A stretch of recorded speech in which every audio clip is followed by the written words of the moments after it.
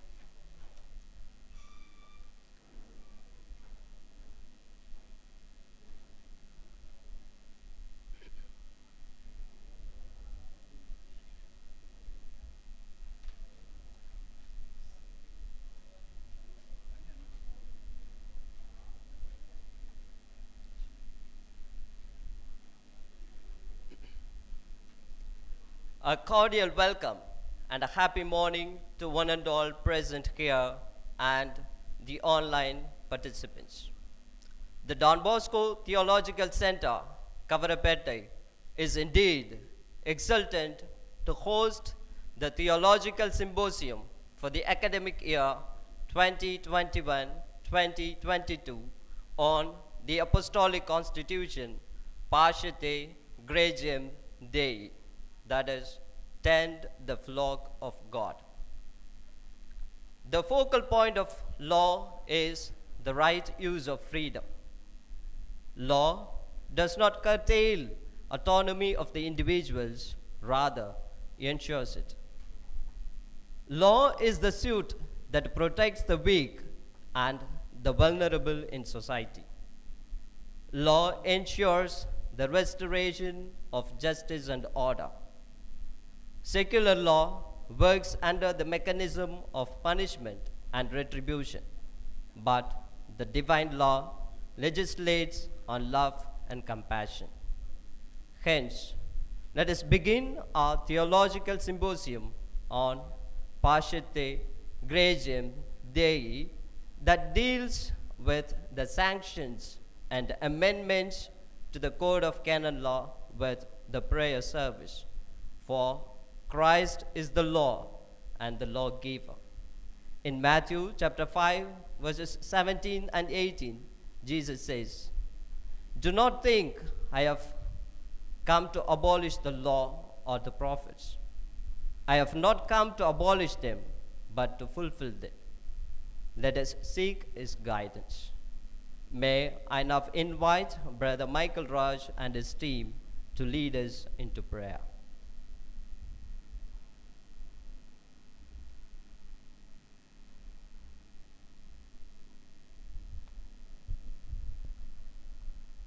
In the name of the Father, and of the Son, and of the Holy Spirit. The Good Shepherd is always in search of the lost sheep.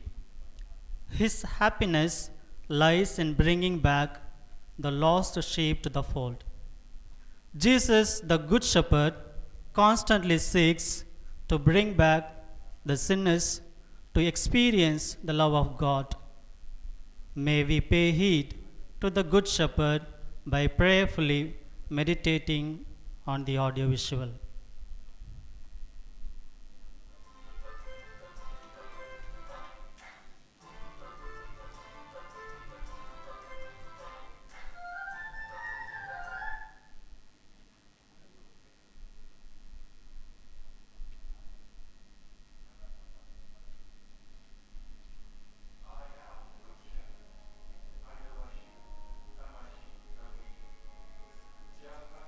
I am the Good Shepherd.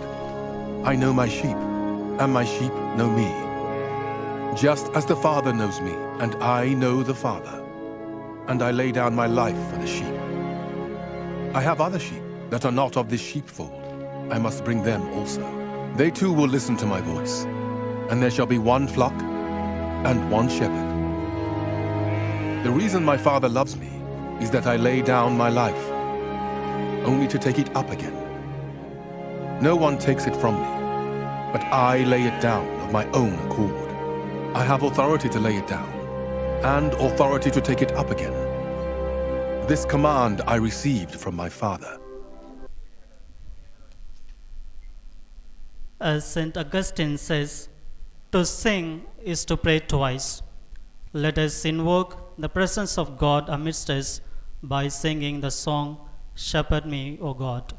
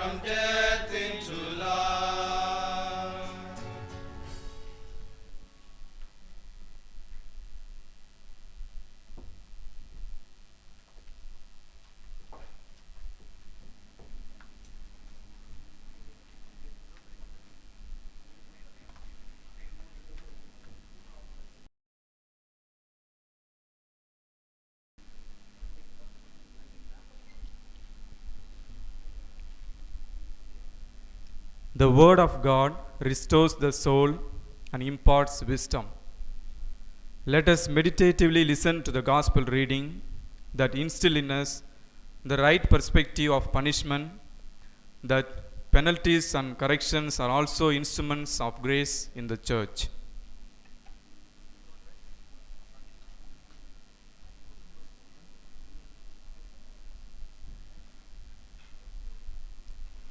A reading from the Holy Gospel according to St. Matthew, chapter 18, verses 15 to 18. If your brother sins against you, go and tell him his fault between you and him alone.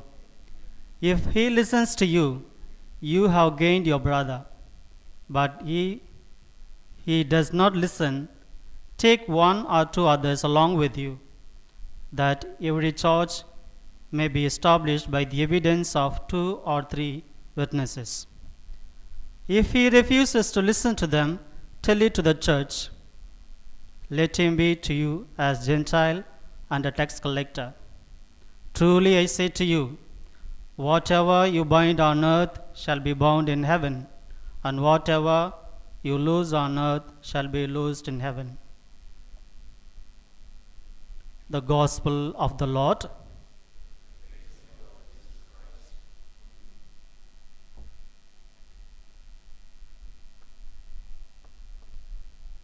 Let us join together as one flock and pray to God that we may experience the spirit behind the penal laws of the Church. Kindly recite the prayer together. Abba Father, with love and compassion, you employ every means to bring back the erring and lost sheep. Let those on whom you have invested the power of loosing and binding treat justly and humanly those who have committed offences by correcting, reproving, and teaching unfailingly. Let the spiritually wounded receive a total cure. Let the offender accept the imposition of penalties as a corrective grace of God. May the Good Shepherd find the flock of the Church ever alert and obedient to his voice, so that they may become worthy citizens of the kingdom of God. Amen.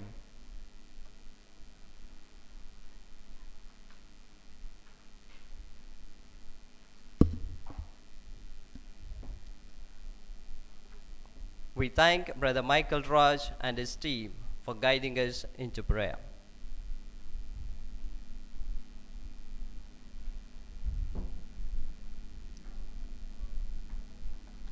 May I now request the dignitaries of the day to come on the stage.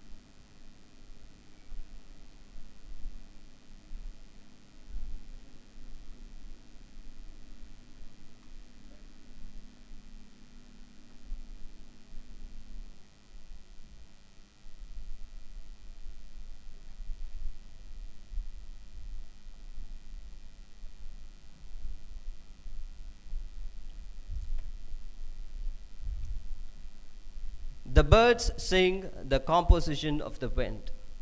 The lilies dance at the falling of the rain. The birds bloom and blossom at the rising of the sun. Thus, the dawn of the day. As we commence today's Theological Symposium, I would like to invite Reverend Father Bellaman, the Secretary of DPTC, to welcome the participants.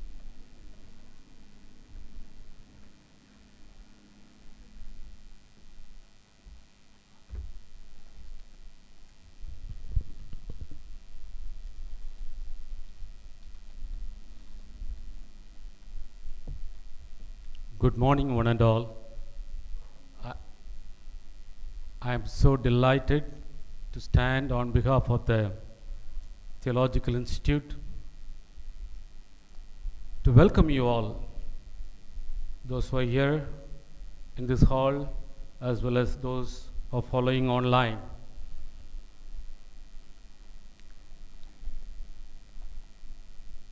It's a very special day for Don Bosco Theological Centre. An annual symposium is being conducted on the reform of the 6th book of Canon law. It's a special day. Unlike the normal days, we have our own lectures and other program. We're all gathered here for this a special day of knowledge. And a lot of work has been put in. Lot of work for this 3 hours. Particularly for the principal initiating and for the Franklin, our Canon law professor, coordinating with the 30 years. It has been a wonderful moment of team spirit, I believe, to have this symposium today. I salute and appreciate particularly for the Franklin and the 30 years for their planning, coordination, cooperation, and execution of the event today.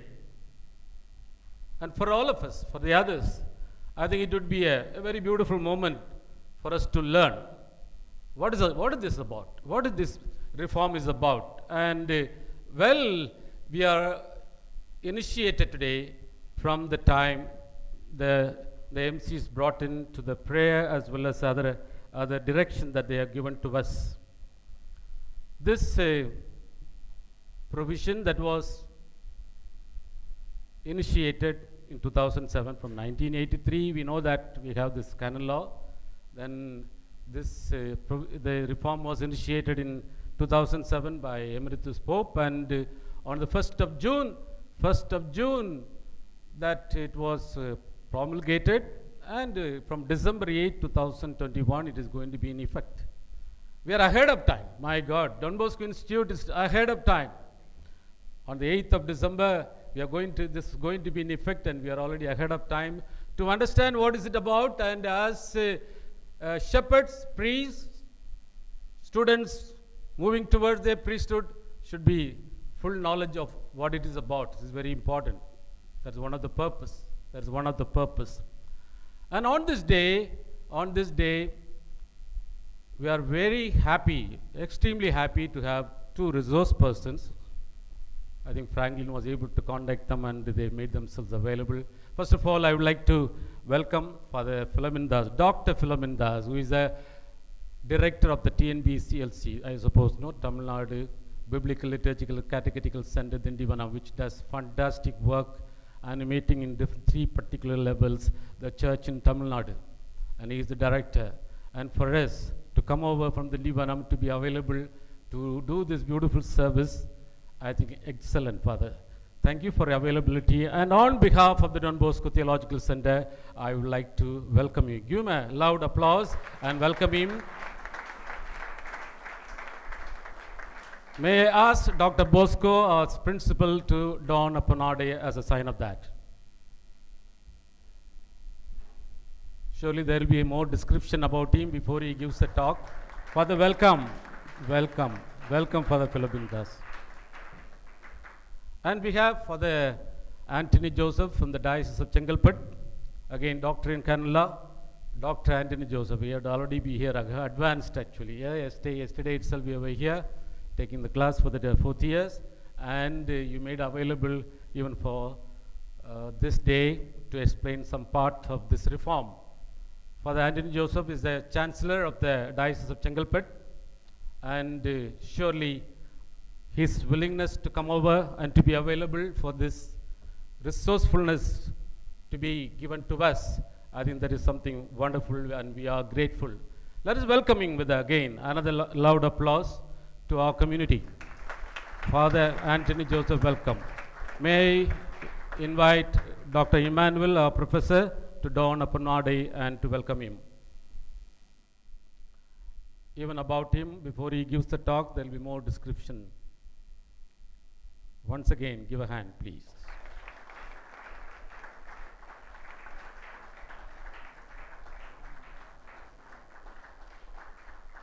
And I would like to wish all the best to Father Franklin, who has been brain behind the whole program. I wish him all the best. Dear friends, tend the flock of God. Tend the flock of God. Pascite Gregem Dei. Tend the flock of God, that is your charge, not by constraint, but willingly as God would have. Not by constraint, but willingly as God would have. Beautifully, this reform begins in the Apostolic Constitution. Actually, the first letter of Peter, the first words of First Peter, 5th chapter, 2nd verse. Tend the flock of God, that is your charge. Not by constraint, but willingly as God would have you. You may understand, no? Sanctions, my God. In a church where we were to live our faith and promote the welfare of the people of God, make them live well, don't you think sanction is something, it is not in tune with our life, the positive, proactive way we need to live our faith.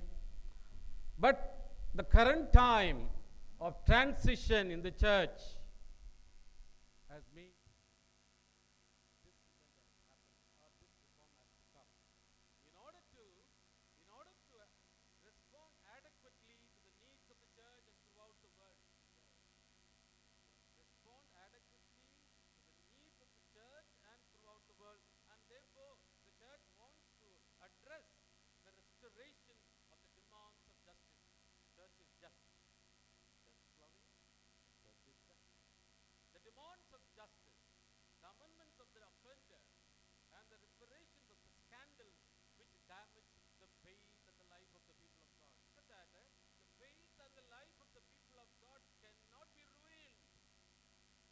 We have to be witness, correct witness, genuine witness, truthful witness. The church has to be. We cannot damage the faith and the life of the people of God. That is basically the church is aware of, wanted to. Because situations have changed. Therefore, the church think it's a duty. Its duty to look into the nature of the canonical crimes and seek to ensure they are dealt with in an effective way. Sanctions of the canonical crimes are dealt with in an appropriate way, when necessary. When necessary. It may not be needed.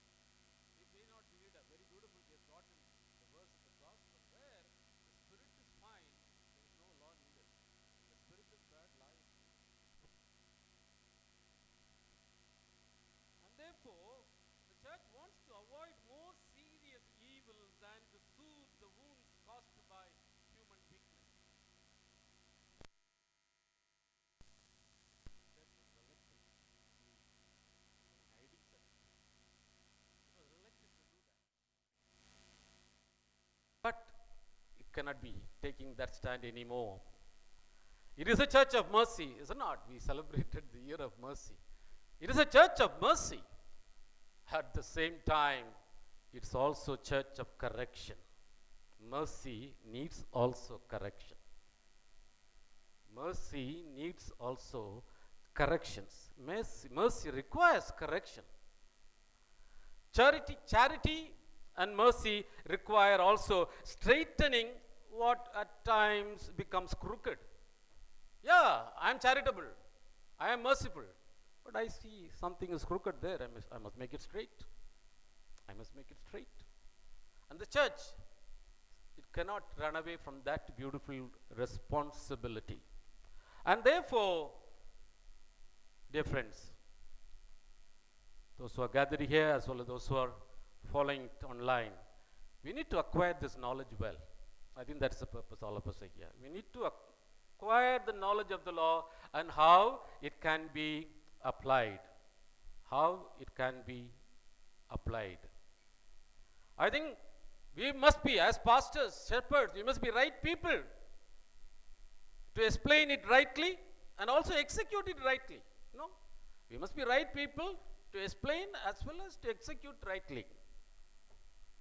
As I always put a kind of a flashy thing, I would say, we are all living a consecrated life. Consecrated life demands canonical living. CL is CL. Canonical life is also included in the consecrated living. You know that consecrated life, because of the human weaknesses, can also go a little astray. So canonical living also needs, consecrated living also involves and demands canonical living. And therefore let it be a beautiful day this afternoon, till this afternoon, a day of knowledge of this law, and how today the churches come to do this, to reveal this and to demand this, to all this. I think it will become a beautiful clarity by our resourceful persons, initiated by Father Franklin, then Father Philomindas and Father Antony Joseph. Surely will do that. May I wish you a beautiful, wonderful day of knowledge for all of us. God bless you.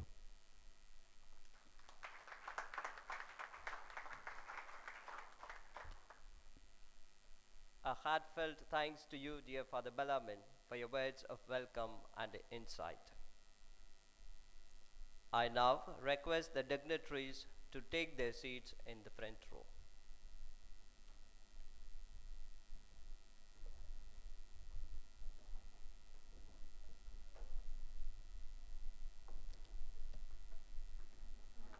The beginning is the most important part of any work, says Plato. Well, dear friends, may I now invite Reverend Father Franklin, Professor of Canon Law, DPTC, Kavarapettai, to put us into the right perspective and set the tone of the day by introducing the Apostolic Constitution, Pascite, Gregem, Dei, tend the flock of God, its amendments and sanctions.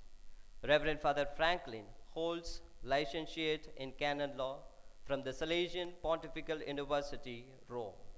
Now, over to Father Franklin.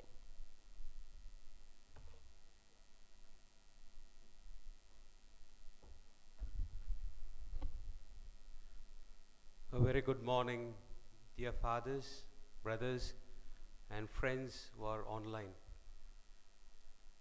Before I could enter into the topic, I would like to give you the reason behind why we chose this topic, Pascite, Gregem, Dei, the Apostolic Constitution of Pope Francis, which was promulgated on 23rd May 2021 on the solemnity of Pentecost. And as Father has said, it will come into effect on 8th December 2021 on the solemnity of the Immaculate Conception. Canon 17, while speaking about the laws, it speaks about a term called vacatio legis, a canonical term, which means the time between promulgation and the moment when the law will come into force. It is given when any new law is implemented. A time period is given so that the faithful come to know about the laws. And this year, it is rightly kept, the symposium is placed at this moment for us to know about the recent changes in book 6 of the Code of Canon Law. My topic, which is titled An Exposition of the Sanctions and of the Apostolic Constitution, Pascite Gregem Dei, consists of two parts. In the first part, I would like to deal about the general concept of sanctions in the church or penalties in the church. Since there are brothers who are from the first year, second years, and we have online viewers who are not familiar with this particular term, sanctions and penalties, I would like to present it in the form of an audiovisual. The first part will be in the form of an audiovisual. The second part, I'll present it.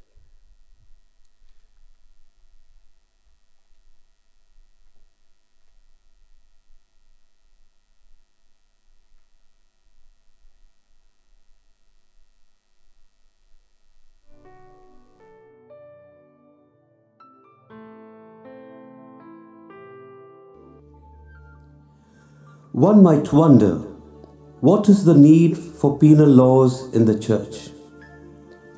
Isn't the church a community of love, where Jesus summarized the whole Mosaic laws in just two laws, namely, 1, love your God with all your heart, with all your soul, and with all your mind, and 2, love your neighbor as yourself.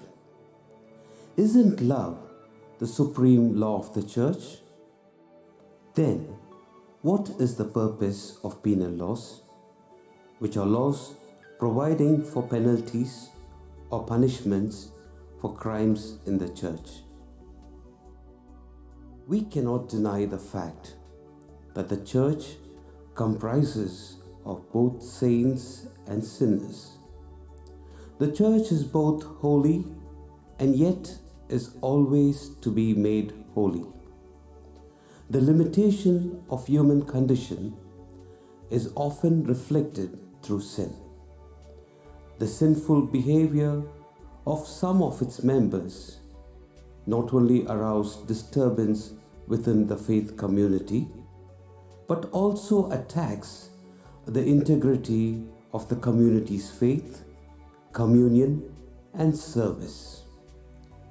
At times, some acts by members are deemed so wrong that they provoke real scandal and injustice if left unheeded or without official reaction.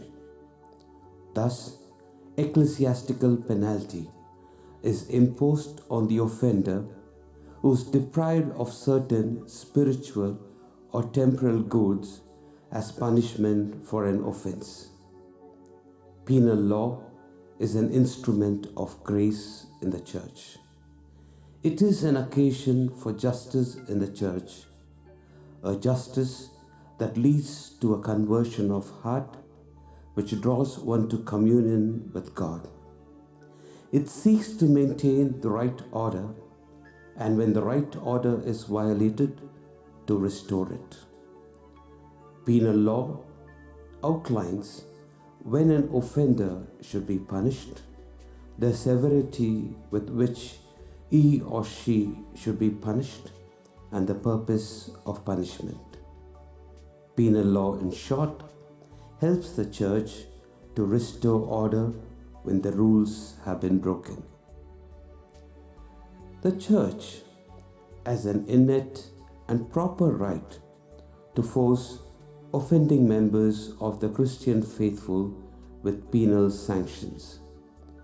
Penal sanctions are defined as the deprivation of a good imposed by legitimate authority for the correction of the delinquent and for the punishment of the delict. In principle, the Christian faithful liable to sanctions are the baptized Catholics with sufficient use of reason. However, those who are under 16 years of age are exempt from ecclesiastical penalties. It should be noted that not every offense a member commits is punishable. Only canonical offenses can be punished. In order to punish a person, there should be an external violation of the penal law or precept. It should be gravely imputable, and there should be a canonical sanction attached to it. The three scopes of canonical penalties are reparation of scandal, restoration of justice, and reform of the offender. The types of penalties. In the Code, we find two kinds of penal sanctions which are also known as penalties, and they are medicinal penalties or censures and expiatory penalties. In the Code, there exists also two other kinds of punishments, namely penal remedies and penances. When canon law automatically imposes a penalty for a transgression, the law refers to the penalty as late sententiae, which in simple words means automatic. Thus, a late sententiae excommunication means automatic excommunication. On the other hand, when a superior or a canonical tribunal imposes a penalty, that penalty is referred to as ferende sententiae, which means imposed. The first type of penalty is medicinal penalty or censure. Censures or medicinal penalties deprive the offender from certain spiritual or temporal goods. These penalties are considered medicinal, for they are intended predominantly in reform of the offender. The Code identifies three kinds of censures or medicinal penalties. They are excommunication, interdict, and suspension.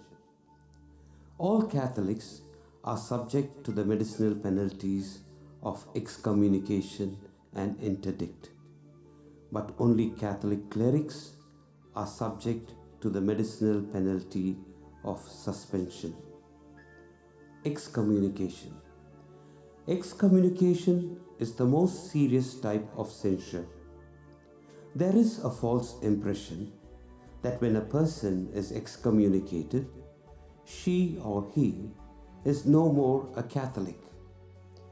Excommunication is not exclusion from the Church, but it is exclusion of a person from certain spiritual goods of the Church, or from the exercise of rights she or he acquires through her or his membership of the Church.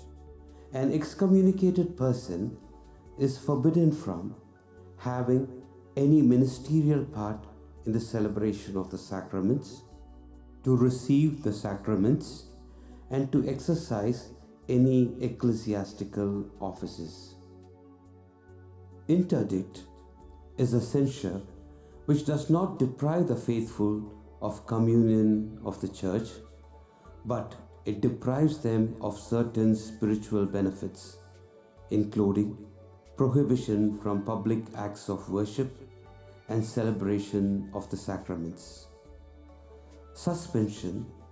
Suspension is a censure which forbids clerics, namely bishops, priests, and deacons, to exercise certain powers of their office. It affects only clerics, and it does not prohibit the reception of the sacraments. The second type of penalties are the expiatory penalties. Expiatory penalties are intended to repair the harm done to the community and to deter others from similar offences.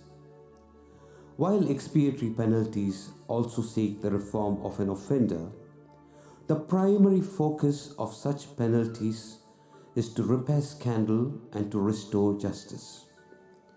It does not deprive a person of the sacraments. Some of the expiatory penalties are deprivation of offices, powers, faculties, or rights, or the prohibition from exercising them, the prohibition from living in a certain territory, or the imposition to live in some specific place, the transfer to another office as a penalty, or the dismissal from the clerical state.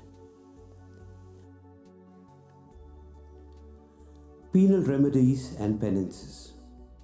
Penal remedies and penances, which are lesser sanctions, have the scope of correcting a person who is suspected seriously of an offense or is in the proximate occasion of committing an offense.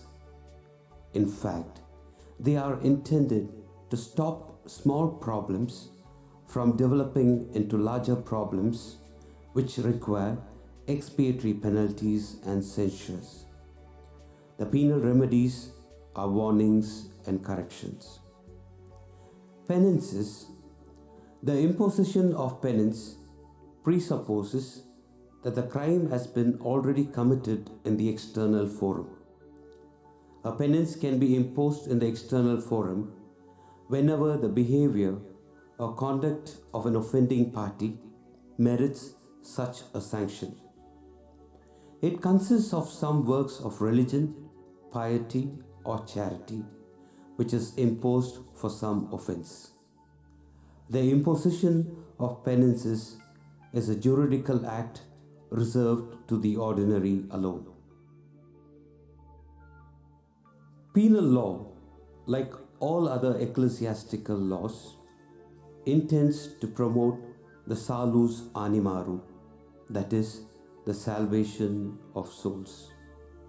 And the Church urges that penalties should be imposed as the last resort when neither fraternal correction nor other methods of pastoral care does not help in repairing the scandal, restoring justice, and reforming the offender.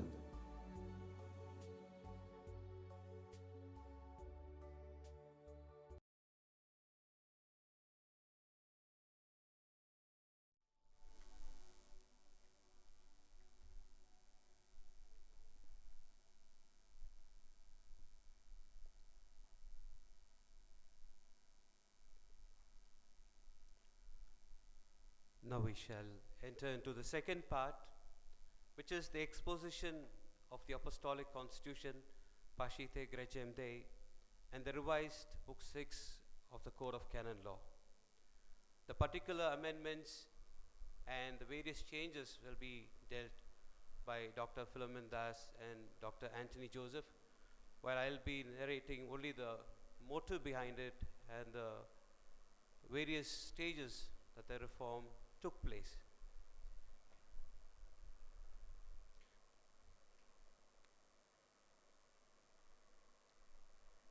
An exposition of Pascite Gregem Dei and revised Book 6 of the Code of Canon Law.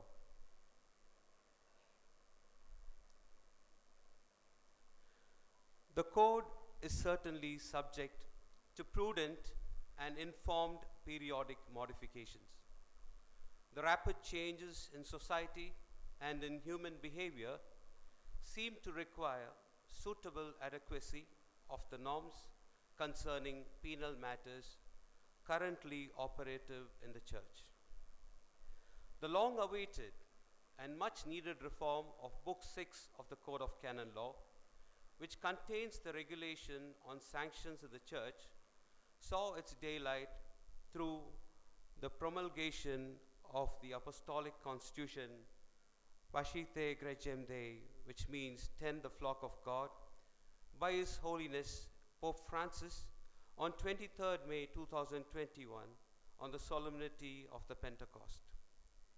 These changes will come into force on December 8, 2021 on the solemnity of the Immaculate Conception. In this document, Pope Francis echoes the importance of the observance of the laws for an orderly ecclesial life and consequently recalls the need to intervene in the case of their violation. the observance and respect of penal discipline, the Holy Father says, is the task of the entire people of God. But the responsibility of its correct application is the specific responsibility of the pastors and superiors of the individual communities. It is a task that belongs inseparably to the pastoral munus entrusted to them, and it must be exercised as a concrete and inalienable demand of charity towards the church, the Christian community, and possible victims, but also towards the offender who needs not only mercy but the correction of the church.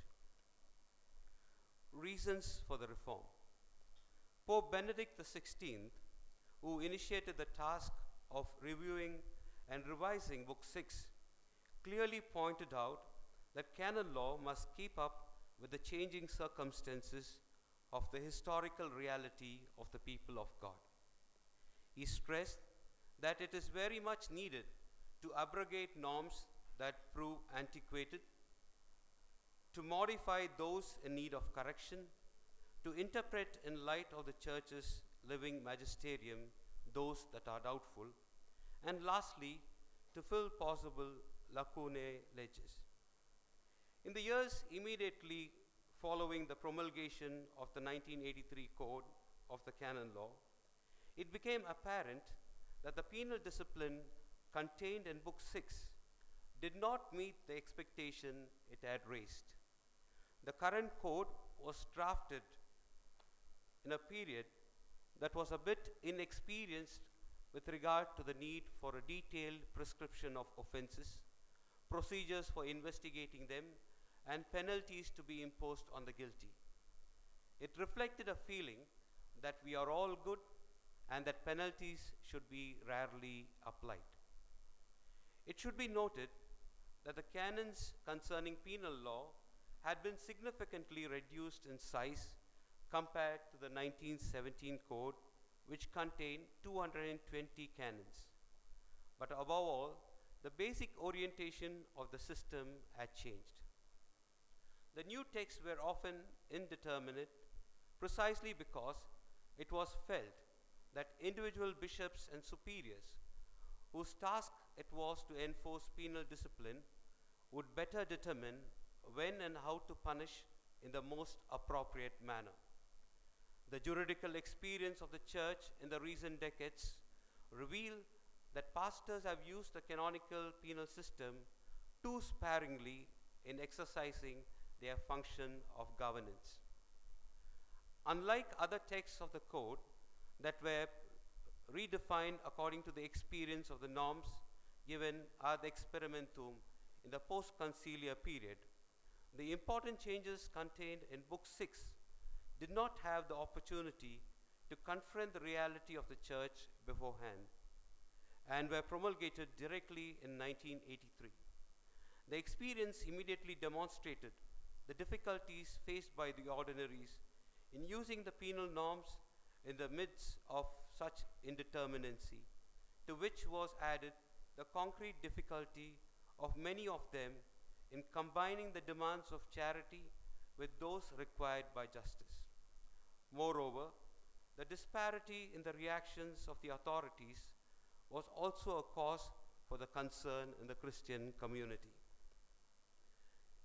In these circumstances, the Holy See found that it needed to compensate with its own authority for the shortcomings of the ordinary punitive system that has been envisaged, exceptionally reserving for itself as early as 1988, although effectively only from 2001, the guidance of the penal discipline in the most serious cases. Development of works. Pope Benedict XVI, in his first meeting with the superiors of the Pontifical Council for Legislative Texts on 28 September 2007 at Castel Gandolfo, entrusted to them the task of reviewing and revising Book 6 of the Code of Canon Law. A group of study in the dicastery with expert canonists in criminal law was created and thus initiated the working meetings that took place over 12 years. The Pontifical Council for Legislative Texts formed a commission of canonists resident in Rome for the review of Book 6 that met monthly for approximately 2 years. The revision work of Book 6 was carried out in a spirit of collegiality and collaboration, soliciting the intervention of experts and pastors and addressing possible solutions in keeping with the needs and culture of the different local churches. On 26 July 2011, Cardinal Francesco Coco Palmero, the then president of the Pontifical Council for Legislative Texts, sent the first schema of to all the dicasteries of the Roman Curia, the Episcopal Conferences, to the major superiors of the Institutes of Consecrated Life, to the world's faculties and institutes of canon law for consultation. More than 150 very exhaustive opinions emerged from this consultation, which were collected and submitted to a group of experts who revised the draft in light of those suggestions and then submitted them once more to the consultors for careful review, which resulted in a new amended schema in the middle of 2016. A period of reflection then began to consider whether or not even more radical changes should be made to the text. After further study, the opinion prevailed that no further changes were possible at the moment. Further consultation with the dicasteries and consultants led to the finalization of the text, which was approved by the plenary assembly of the dicasteries on 20th January 2020. This document, with some further adjustments, mainly in economic matters, was consigned to the Roman Pontiff in February 2020, who signed the Apostolic Constitution on 23rd May 2021 on the occasion of the Solemnity of Pentecost, establishing its promulgation. As a result of the work of the 89 canons that make up this Book 6, which is from Canon 1311 to 1399, 63 have been amended, that is 71%. 9 other canons have been moved to other books, that is 10%, while only 17 remain unchanged, that is only 19% remains. The 3 guiding criteria: better specification of penal norms, protection of the community, and better equipped pastors. Better specification of penal norms. The present text contains an adequate specification of the penal norms, which was not present in the earlier text. It gives precise and sure guidance to those who must apply them, by reducing the scope of discretion, which was previously left to the authority. This text, to a great extent, ensures that there is a uniform use of the penal norm throughout the Church. The offences are specified better. The penalties are now exhaustively listed in Canon 1336, and the text everywhere contains reference parameters to guide the evaluation of those who must judge the specific circumstances. The second criterion, the protection of the community. The second criterion that has presided over the reform is the protection of the community and the focus on repairing scandal and compensating for damage. The next text seeks to make the instrument of penal sanctions part of the ordinary form of pastoral governance of communities. It invites the imposition of a penal precept or the initiation of the sanctioning procedure as long as the authority considers it prudently necessary, or when it is ascertained that the restoration of justice, the correction of the offender, and the reparation of the scandal cannot be sufficiently achieved by other means. Remission of a penalty is not to be given until, according to the prudent judgment of the ordinary, the offender as repair the damage which he or she may have caused. Better equipped pastors. The third objective is to provide the pastors with the necessary means to be able to prevent offenses and to be able to intervene in time of correct situations which could become more serious. While accepting as inevitable the use of the administrative sanctioning rather than the judicial procedure, the need to observe all the requirements of the right of defense in such cases and to achieve moral certainty regarding the final decision.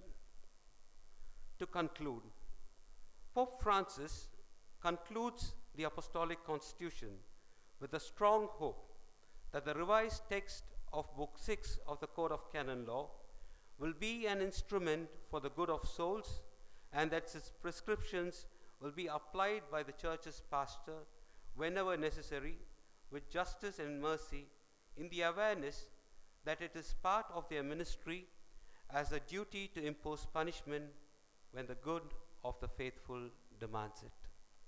Thank you, brothers.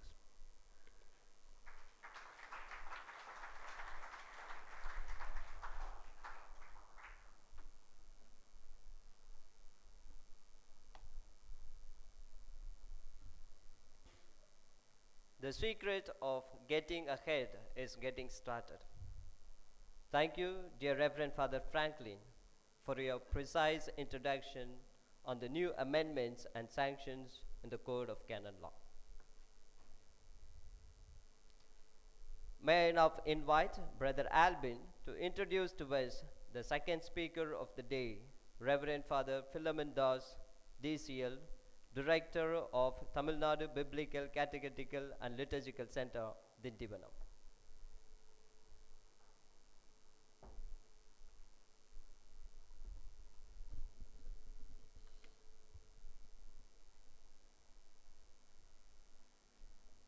Good morning to you, dear fathers, brothers, and online participants. I am very glad to introduce the next speaker.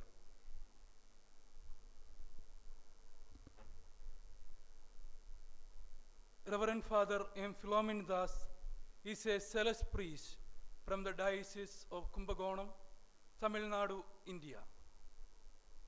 He was ordained a priest on 12th May 1986. He has obtained post-graduation in sociology and psychology as well. He secured doctorate in canon law from Urbaniana Pontifical University, Rome. He has a diploma in jurisprudence from the Gregorian University, Rome. He has served in various capacities in the Diocese of Kumbakonam as secretary to the bishop, assistant parish priest of the Basilica of Our Lady of Pundi, prefect of the Sacred Heart Minor Seminary, Kumbakonam, parish priest of Irangallur. He served as Chancellor and Judicial Vicar of the Diocese. He also served as the Director of Sacred Heart Hospital. He is part of the teaching faculty as a visiting professor at Capuchin Theological Samayapuram. At present, he serves as the Director of Tamil Nadu Bishops' Conference Liturgical Commission. He is also the Treasurer of Tamil Nadu Canonists Association. He is a renowned scholar of canon law. So we are very fortunate today because of his presence. I welcome Father M. Philomindas to present paper on the changes in Book 6 on sanctions. Are they more stringent than pastoral?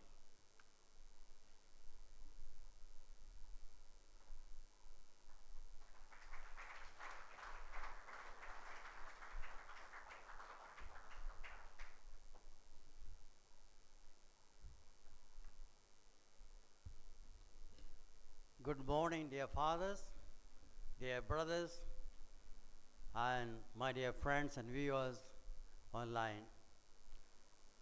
Without taking much of our time, I straight go to the PowerPoint presentation and explain to you some of the very important changes in the revision of the book 6 on sanctions.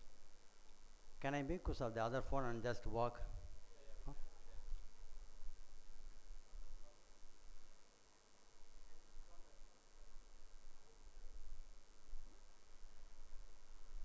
Hello?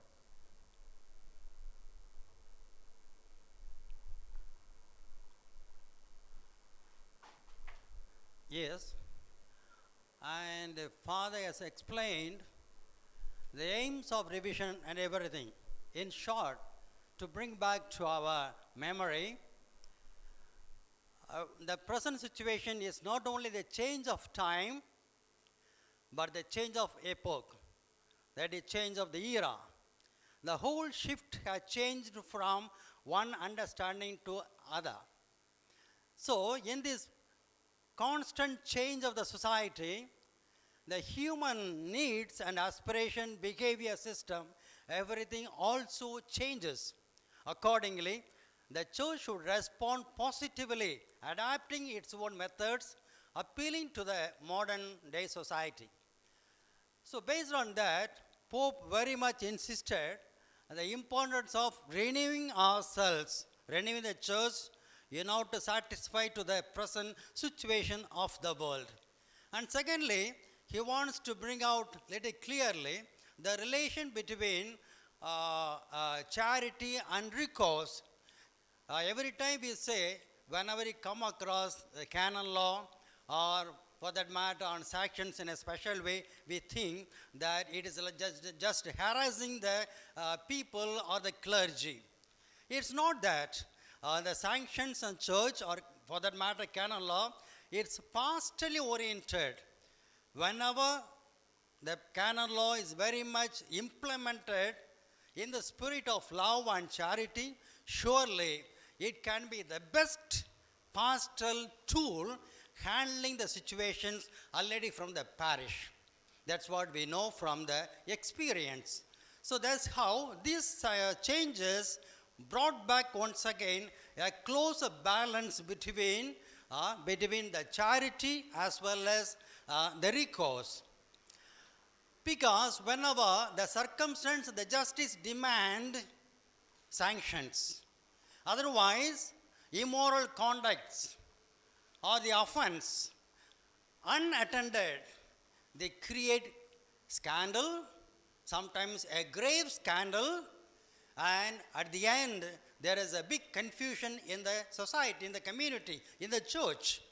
And the offense of the people, lay people or religious or cleric, affect not only individually, not only the church, but also the society at large. Hence, we have to be answerable if our offenses are going to cause a grave damage to the society. Thereby, we have to set back to reform the damage. The aims of justice, sanctions. We have already heard the three things, because every offense causes three types of damages, as you all just heard. It's a damage to the offender. He thinks that he does something satisfying to his or her own needs, but at large, the offense is affecting, damaging very much the person who does it. That's the reason we have in the church late sentenza, excommunication. Why? By doing some offense, the offender keeps himself away from the Catholic Church, cut off from the church, because by doing that offense, he causes grave damage to himself. And that damage, putting him aside, away from the church. That's the reason we have still retaining that late sentenza, excommunication. Okay, the other one is this damage to the offender. Whenever an offense is caused, somebody is affected. Either right is affected, or privilege is affected, or a title is affected. So, when a damage is caused to somebody, and we have a duty to repair the damage done to him or to her. Thirdly, not only damage to the oneself, to the other, but also at large to the community. We may say that by stealing something, an ecclesiastical good or some money, it doesn't affect the community in any way. Personally, probably affect somebody in the community. But at large, it is a damage proportionate and at times a grave damage to the community, causing a scandal. So even though it doesn't directly pinch the offender or individually, but because it's going to cause grave damage to the community, and we have to bring back the common good. And one of the main objectives of Pope bringing this revision to have a balance between individual good and common good. So based on these three aims of sanctions, the book gives a lot of means, tools, how we can apply these three aims. Pastoral charity. Pastoral charity is a very vast thing. We cannot specify according to the situations.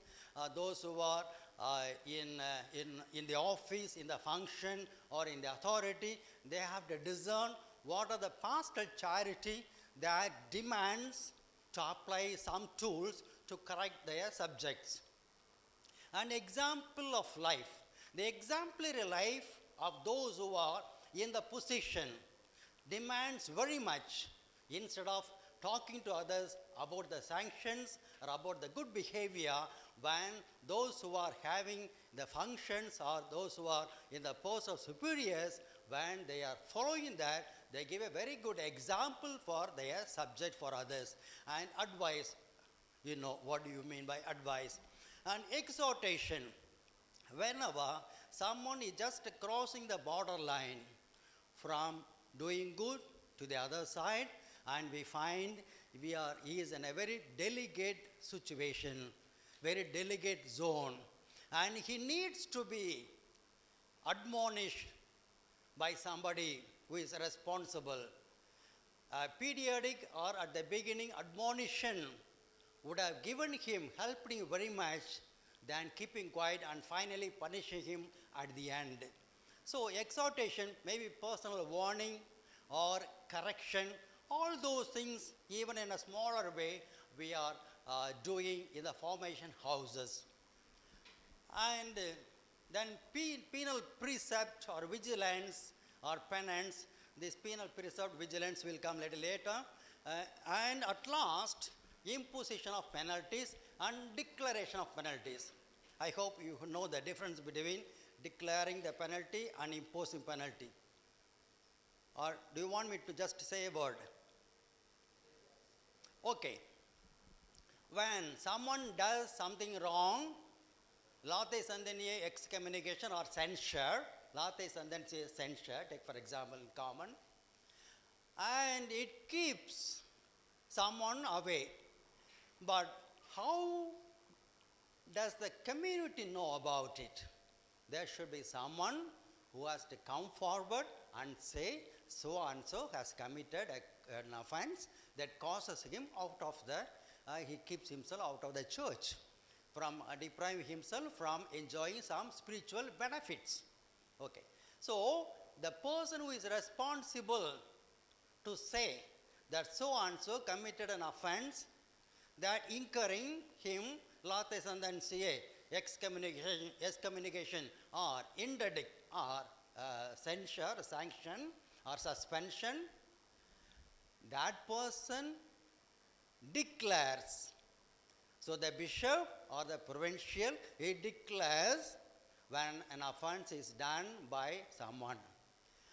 In expiatory penalties, all other penalties, when someone did something wrong, the superior or the person in charge, he imposes either with a judicial procedure or with the administrative procedure. So here there are different ways, but the last one is the imposing and declaring penalties. The church is not willing to make use of that last resort every time, but all the same, all the other means are also equally important means to set right when someone is at the verge of losing from the right path. Okay, the end, you know, the salvation of the soul and the realization of the kingdom and rebuilding justice in the community. You don't need further explanation. Okay, then now let's go. Changes in the censure. We have just heard what do we mean by medicinal penalties. So, the censures we have three, we know. Regarding, I'm just highlighting only the changes. I don't explain what are the different excommunication. It's not my point of reference here.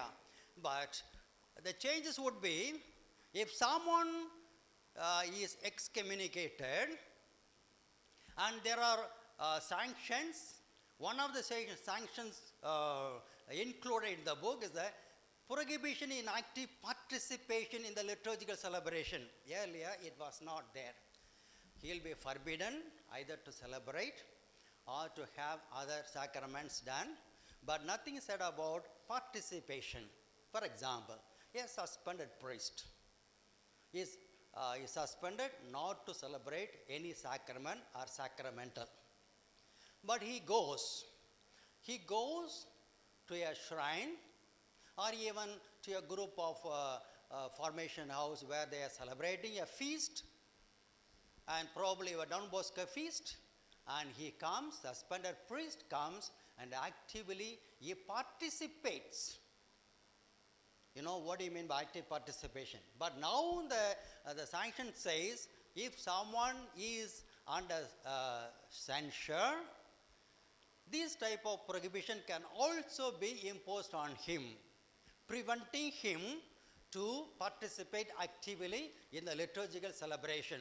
The next one is, whenever there is an excommunication censure, he is prohibited from the remuneration in virtue of merely ecclesiastical title. We have many ecclesiastical titles. For example, in Europe, we have the title of Monsignor and other titles. Those titles gain some financial advantages as well. So, here are the insignia or some prestigious title given by church. So, when someone is under censure, a particular excommunication, he can be prevented, prohibited from using any remuneration, any monetary gain he was having so far by having that title or that insignia or anything of that sort. Only these two things that I find new in the revised section. Then let's come to the interdict. Interdict, you know, can be given for lay people as well, and the precepts can explain what type of interdict the superior wants to impose. That is, option is given. And the particular law, precept, define interdict in particular cases, that means the bishop or your provincial can define in the particular situation what do we mean by interdict for that situation, for that person. And it could be prohibition of certain particular actions. Again, celebration of the sacrament, receiving them, administering sacramental or other ceremonies of liturgical worship. I think it's very clear. You don't need further explanations. And with regarding to suspension, along with the suspension, the competent authority can impose additionally expiatory penalty if needed.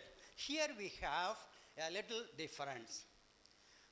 Suspended priest done something wrong, and suspension is given, not to celebrate or all those things, okay. But if because of his misbehavior or offense, if there is grave scandal is caused to the community, and in order to bring back justice and also doing reparation for the scandal, the superior can impose additional penalties. They are expiatory penalties. Those penalties, because of expiatory, can be for a time, for determinate period or for indeterminate period. When I say indeterminate period, it doesn't mean till he goes to the grave, until the offender gets reformed.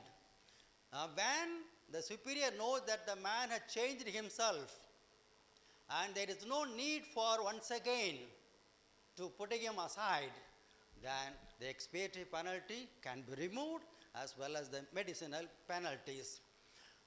So having said this about the changes in excommunication, interdict and suspension, now we can go to the changes in the expiatory penalties.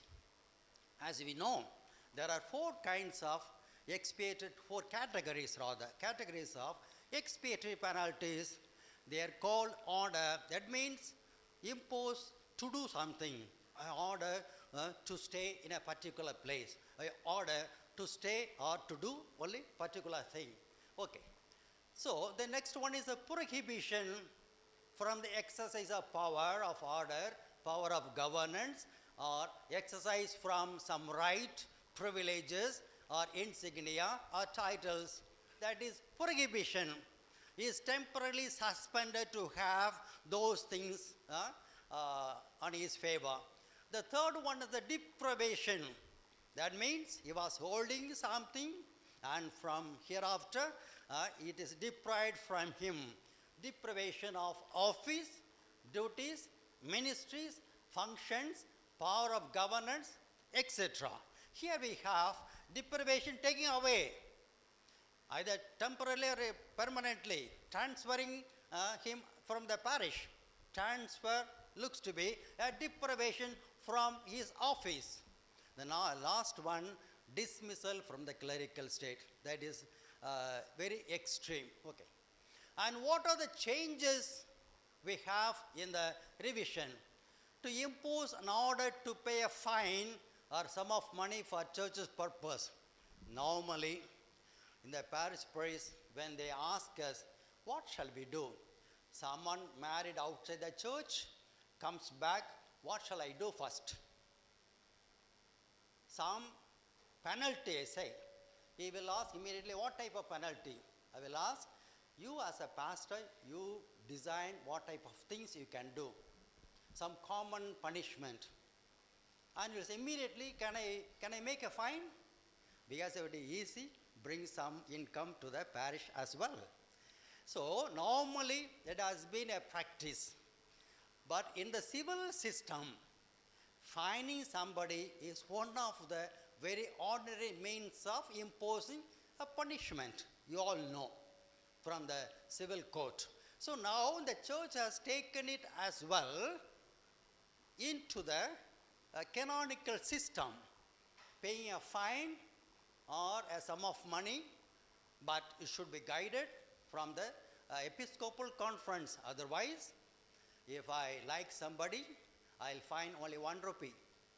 If I don't like somebody, or if he is a very well-to-do man, I will ask him to pay 10,000 rupees. If it is within the discretion of those who are in the office, then it will cause greater confusion further. In order to avoid those things, the church now says, fine, you can make a fine, but you have to have a policy given from the CBCI. And the next one, prohibition against wearing ecclesiastical dress. And here, I find so many priests, Father Berkmans, is an excommunicated priest, but I have seen till yesterday night through the WhatsApp, always on cassock. I do not know, before excommunication, he would have been also found without cassock. But afterwards, all the time, I have seen many times with a cassock. So there was no regulations earlier. Those who are away from the religious institute, even after going out, they are making use of, especially the women religious. That's what we hear from them. So now, from the church, the Sanctions tells prohibition from using ecclesiastical dress when we are under expiatory penalty. And the next one, deprived from the ecclesiastical remuneration. And normally speaking, we have stipend that when you don't say the mass, that also is cut. And from the diocese or from the religious institute, if someone is working away from the institute, then is given for his maintenance, for food and other things. We call it the congruva from the diocesan point of view. That is for the maintenance. So those things could be not fully stopped, but at least partially when someone is under penalty. But again, the church says, if he is a cleric, the diocese or the religious, they have the right to support the member until he is sent out completely. That means until he receives the dismissal from the clerical state and dispensation from the Holy Father from the obligation arising out of the celibacy.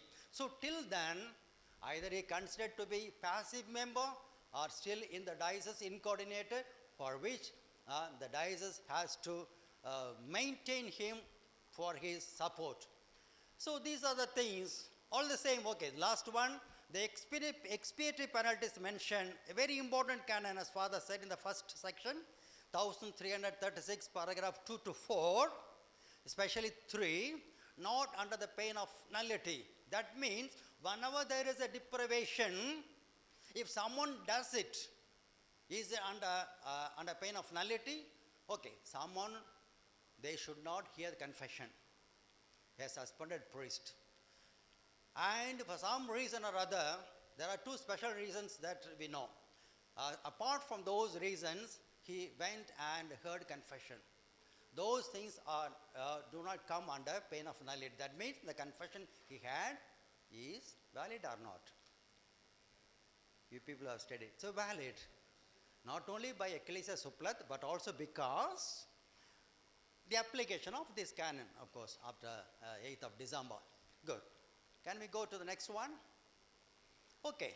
Changes in the penal remedies and penance. We know, what do you mean by penal remedies and penance? And the changes, admonitions, warning or corrections, normally when those things are given, they should be given in writing. At least there should be one admonition. One admonition. Before giving written admonition at least once, we cannot proceed further, probably in the administrative way or the judicial way, the procedure when someone violates a law. So, when can we give this admonition? When someone is in the proximate occasion of committing an offense. When we do not know, probably he is on the compound, or maybe he is ready to jump into the pool. Either is going to swim or get drowned, we do not know. But at the verge of slipping into. The next one, when suspicion that the offense has been committed, we have not initiated the process, but so many people around are telling, so there is a suspicion. In these two occasions, the penal remedies can be given. The penal precept, when can they be given? When corrections and other admonitions do not have any impact. Probably when you can take an example of addicts. Whatever they say, whatever they promise, but when occasion comes, they fall back, relapsing. So whenever the corrections do not make any impact on them, or you cannot expect any change from them. Sometimes we say so many times, but still they are not in a situation to change themselves because they are caught up in a situation or they cannot get rid of that situations. So those times the penal precept can be given. And then, what are the new things? The measure of vigilance. A separate degree imposing expiatory penalty can also be given. What is a separate degree for? it is a measure of vigilance.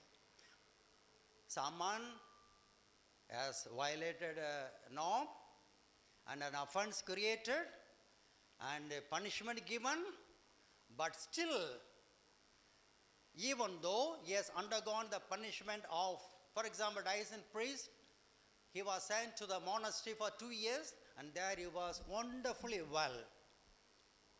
He was quite normal.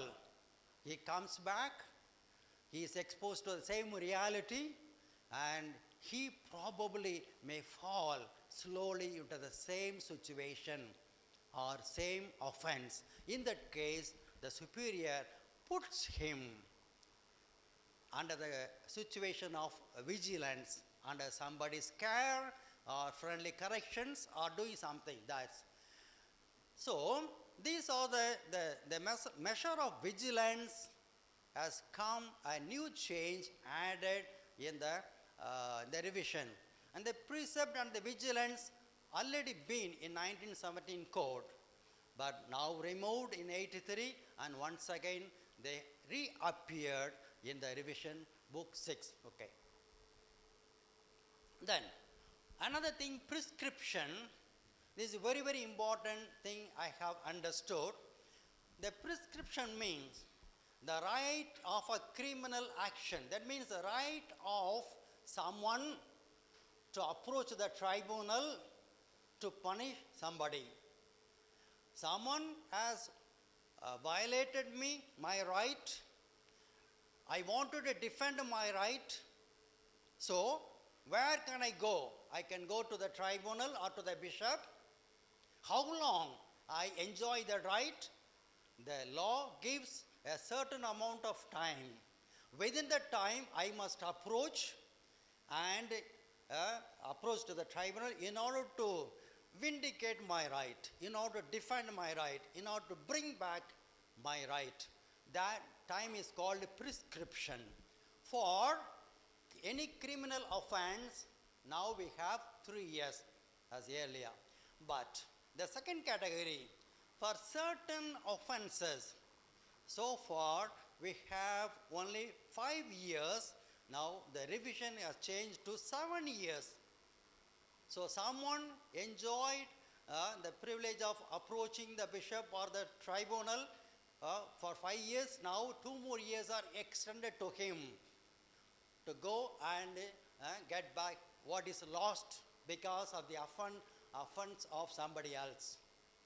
So the important offenses, stealing and unlawful alienation of ecclesiastical goods, very, very important new thing added. Stealing of ecclesiastical goods. Do you imagine that the stealing can take place in the Catholic Church? Do you imagine? They may sometimes. So the stealing may take place in any situation. I don't mean that you steal a seminarian something from somebody's pocket. That is for out of a friendship. Okay, but something else. The next one, unlawful alienation of ecclesiastical goods. That means selling away the land belonging to the juridical person. Our society, our Don Bosco, the center is a registered society. And also from the church point of view, it belongs to the religious institute. That means a juridical person. All those who are working here are the caretakers of the juridical person. And someone is responsible to function in the name of the juridical person. The duty is to safeguard the movable and immovable assets of the juridical person. When there is a chance of selling those things, I don't mean to say that in the church there is no provision to sell, alienate the goods. Fine, it's there. But in order to sell a piece of land, we need 3 things. Sometimes consultation, sometimes consent, sometimes permission. For example, in the administration of temporal goods, you have ordinary administration. In order to have an ordinary administration, the rector fixed with a board, he has a possibility of doing things within his discretion. That's ordinary administration. And there is second category, administration of extraordinary things or extraordinary administration. When something goes beyond the limit financially, they fix a limit or 2 crores or 1 crore. When the selling or the value of things goes beyond that limit, then we are entering into an administration in extraordinary way. In order to have the alienation or doing the extraordinary administration, we need to get the permission from the above, from a generalate or for the diocese from Rome congregation. There is a third type, administration of greater importance, major importance. When those things come in, the one who is in charge should have consent from his or her council. So, first stage, free. The second one, consultation. The third one, consent. The fourth one, permission from above. When, depending on the situations, if someone has not followed the procedure, either to consult the board or to get consent from the board or to get permission from above higher authorities, then it is an offense causing those type of deprivations I have explained earlier.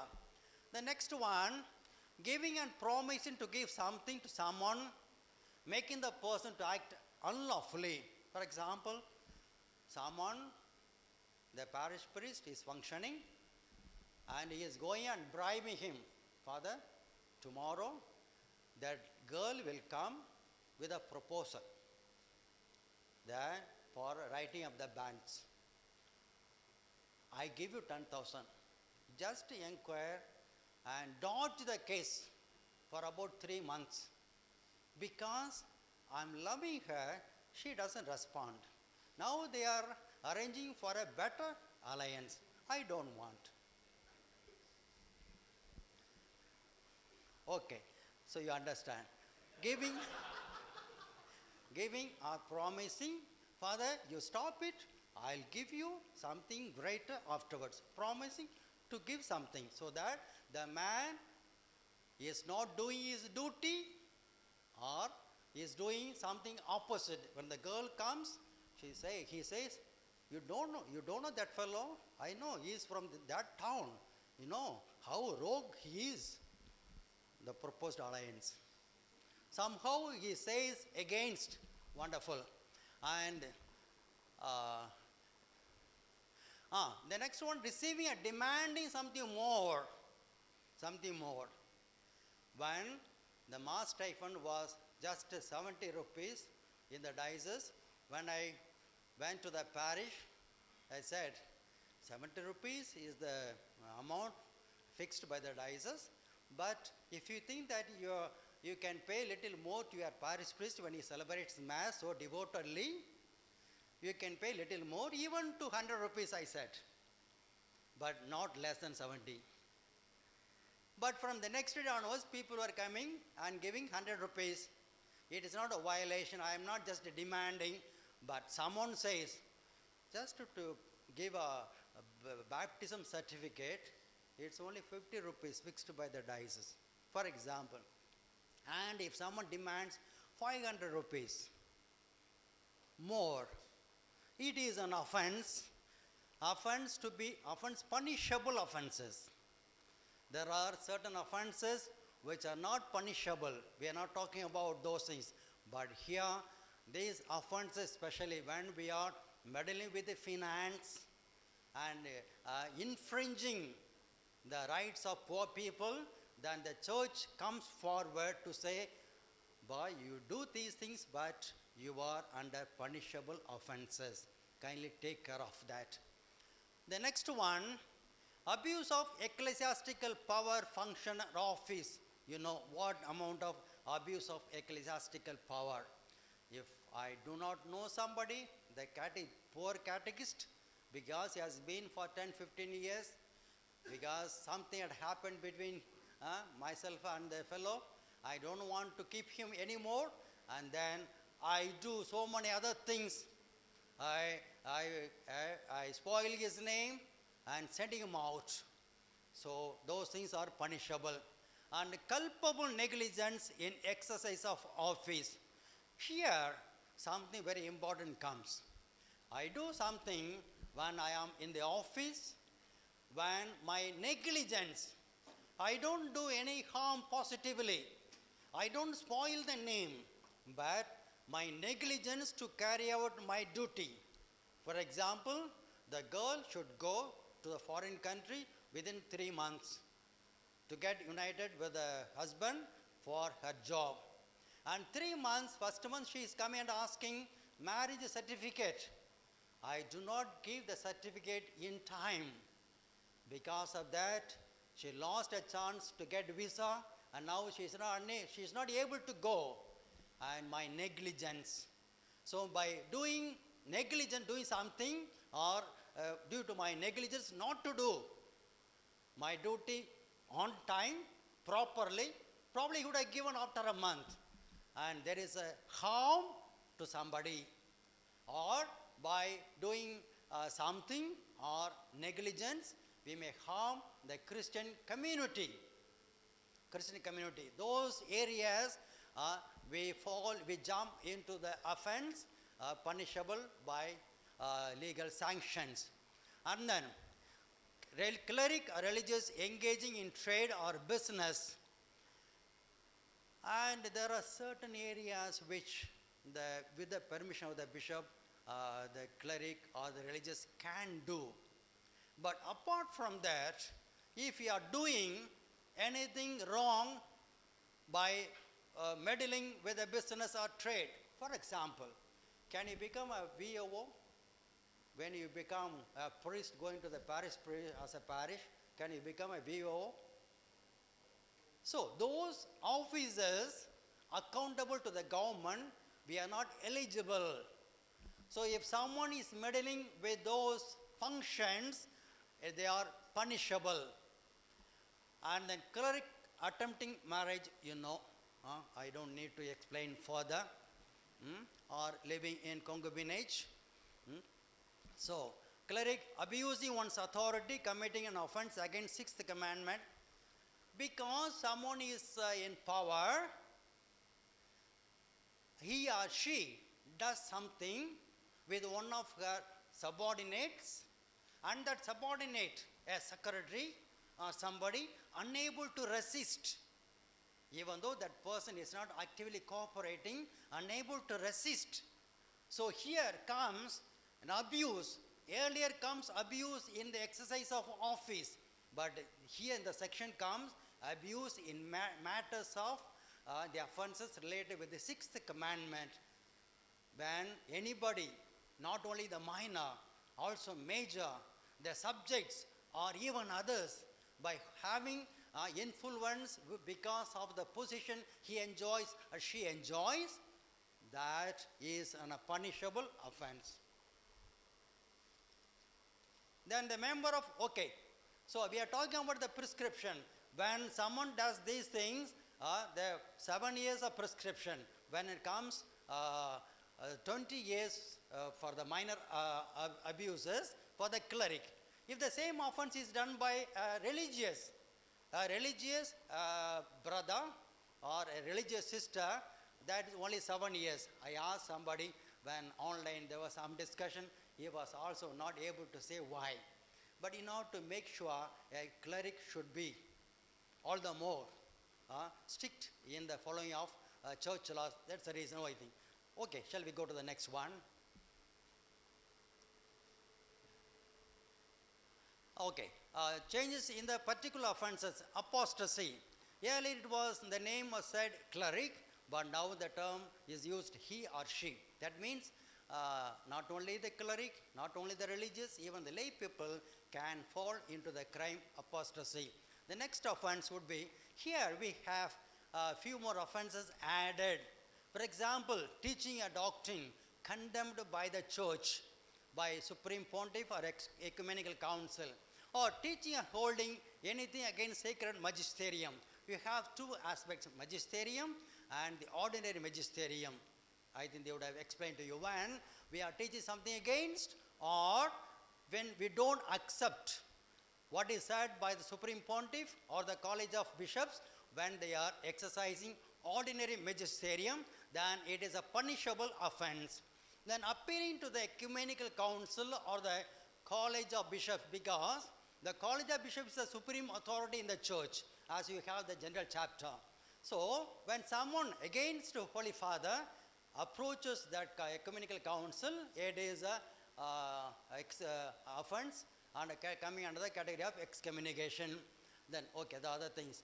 Okay, the offense against church authorities, violating obligation imposed by a penalty.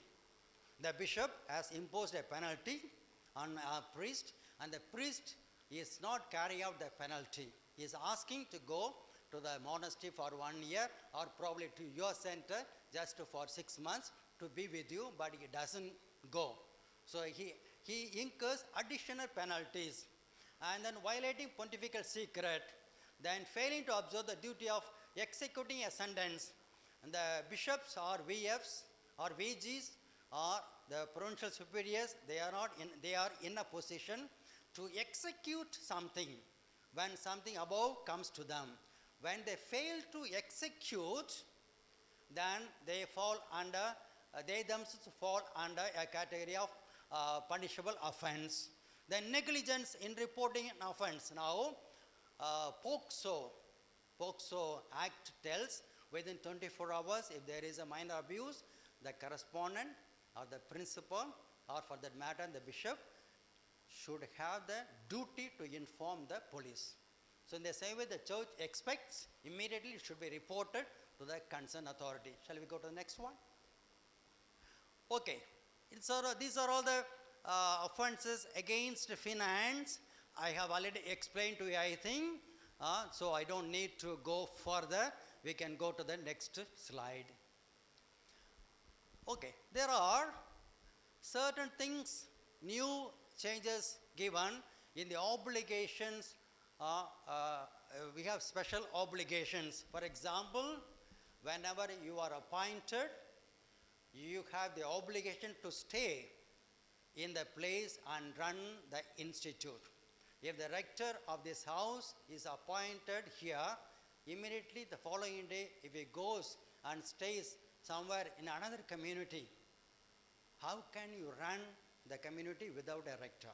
Of course, we have vice rector, of course. So, we have everywhere, we have the obligation to remain residents. So when someone, a priest or somebody, voluntarily and unlawfully abandoned sacred ministry for 6 months for the sake of withdrawing himself from the competent church authority, then his offense is against special obligation. I have a case from Italy, and he was incoordinated and asked permission for 1 month leave, came back here, somehow got with a lady and married and settled, didn't inform the rector of the shrine or the diocesan bishop, and after 1 year, the case was referred to our diocese to make an inquiry about his whereabouts. We also did not know. Absence from the sacred ministry for 6 months and more, a punishable offense. And for the religious, the Pope had changed the law, Canon 694, paragraph 1, number 3, 1 year absence, exclaustation, without the permission, without the know about, then that person can be dispensed freely, dismissed freely. So, the next one is obligation of other financial administration. Cleric or religious commits any offense in the financial matter, apart from the cases we already seen, there are grave violations. Undertaking the administration of goods of the lay people, and somehow the lay people have a great regard for religious and priests, so they are asking us, you please come and take and help us to become a member in the board, and we are going, become secretary, and we administer the even as a treasurer, financial aspect, those things are punishable if we undertake those things without the permission of our competent superior. Then secular officers, I have just mentioned, like BOO, forbidden to act as surety. They sign a document saying that so and so will pay. After their transfer, surety, it is not good. And the promissory note. So all these things are punishable offenses against the financial matters, and we have to be very careful, and the church comes forward to correct all these people who are violating the norms. Then, just 1 or 2 minutes, because the last section is going to, Father Tony is going to handle with the minor abuse and other things. I don't handle them here. So, as Father in the first meeting, first session has said, due importance is now given to have the common good established. Whenever the common good is at stake, the sanction comes forward with the new regulations and changes so that the reparation or the scandal can be very much repaired. And the focus on the culpability of the offender, we all know, only when there is an external violation of the precept for which there is a sanction attached, then we are punishable. Everybody is presumed to be innocent. That principle we followed, but very much now insisted in the revision. And one thing, lack of discretion, lack of due reason can come when someone is under alcoholic addiction. When those things come, they are not, their culpability is lessened. But at the same time, someone drinks in order to kill somebody. Someone takes a pill so that it can be stimulated, go and murder somebody. So that drunkenness or taking other things motivated in order to commit a crime, that itself becomes very strong indications to aggravate his culpability. Next one. And then, as I said, the monetary burden, fine and other things are explained in the sanction now, so that when we do something, when we make a loss or maladministration, it causes grave damage to the community or to the common good or to the juridical person, for which the church wants the person not only under sanction, but also he has a duty to pay back, duty to make a reparation for the loss. That is one thing the church wants to establish. The next one, please. Okay, the sanctions on sacraments, on women ordination, now explicit sanction is laid, and consecrating the sacred species for the sacrilege purpose, then it's also a new offense created. Then recording any technical device, what is said during the confession, sacramental confession, either by the penitent or by the confessor or by anybody else. It is a grave offense of excommunication reserved to the Apostolic See. Offense against human life, okay, the human life is very much attached to the dignity of the person, because my offenses affect very much the dignity of the other person.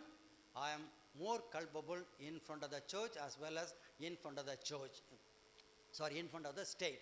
That's the reason the word dignity is added, and greater stress is made for the clerics who are supposed to be protected when they violate the norms and cause for an abortion, for example. Then the church comes forward penalizing them, even giving a dismissal from the clerical state. Okay, with this I conclude. Thank you so much for patiently listening to me. And there are so many other things that during your discussion, we have any clarification to be made, we are here. Thank you so much for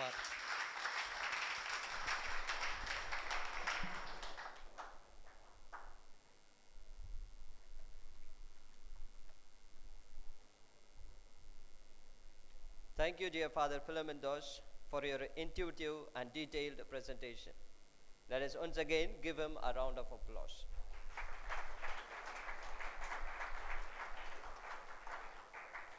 Dear friends, let us break for refreshment, and the next session of the Theological Symposium will resume at 11:30 a.m. As you go for break, I request you to formulate your questions and keep it ready for floor discussions.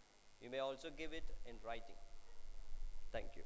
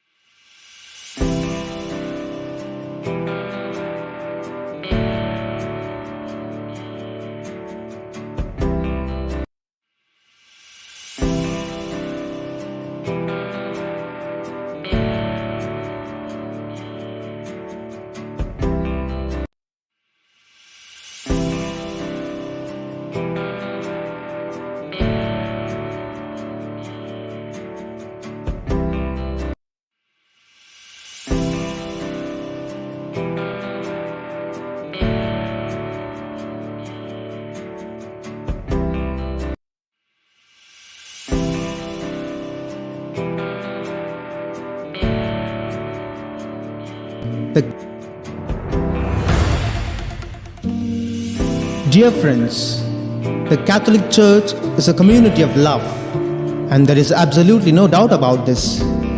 All the same, she has a set of norms and rules known as the Code of Canon Law, which consists of 1,752 canons grouped into 7 books. These laws govern the life and mission of the Church. Interestingly, Book 6 of the Code of Canon Law enumerates the penal laws which bind all Catholics.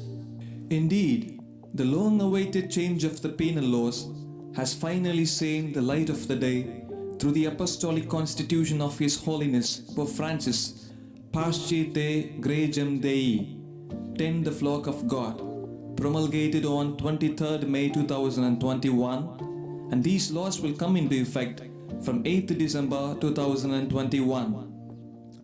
Are you aware that of the 89 canons in Book 6, 63 are changed? As faithful members of the Church, don't we have the duty to get to know the changes in the Code of Canon Law? Here is a golden opportunity to update ourselves with these changes at the occasion of the Theological Symposium organized by the staff and students of the BOSCO Theological Centre, Kavarapettai, on 16th September 2021 at 9 a.m. Please follow the link below and do join us online and have an enriching learning experience.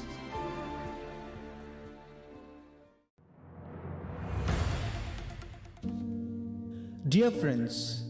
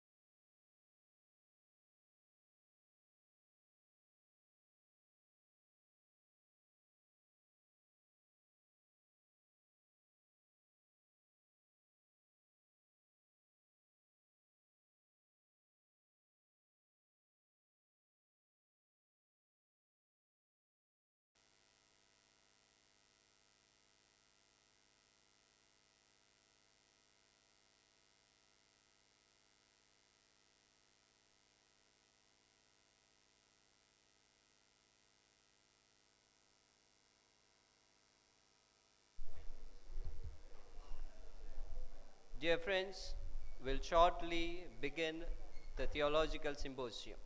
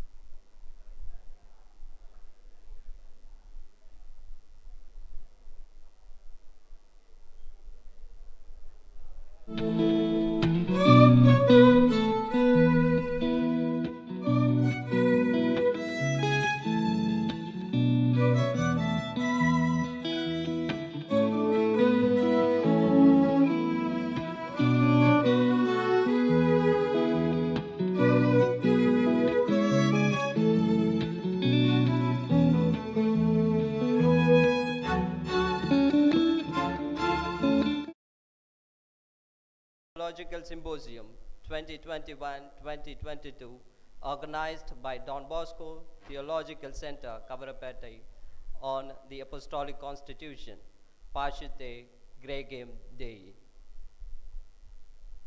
Tend the flock of God. I now call upon Brother Januarius to introduce to us the third speaker of the day, Reverend Father Antony Joseph DCL, Chancellor of the Diocese of Chingleput.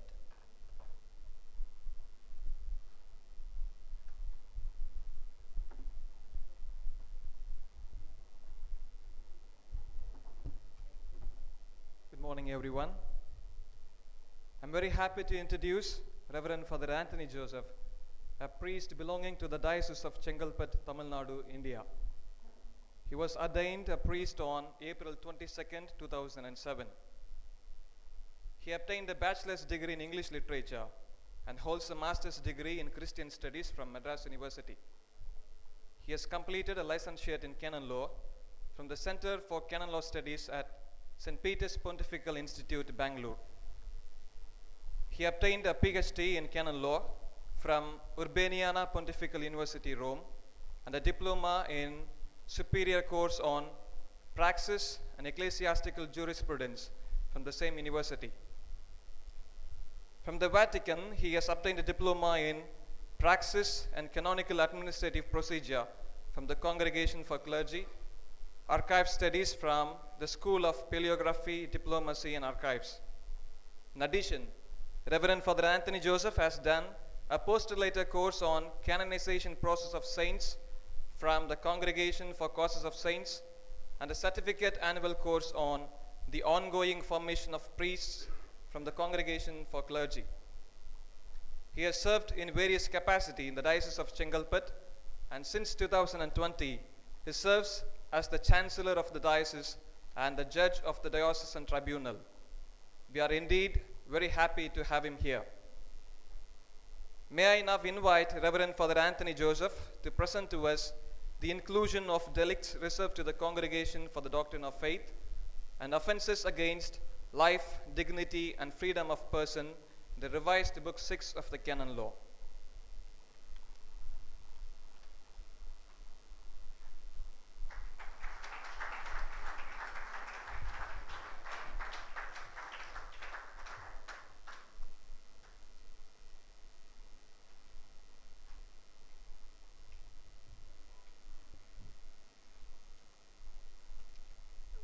Dear Reverend Fathers, Reverend Deacons, Reverend Brothers, Reverend Sisters, and all the viewers online.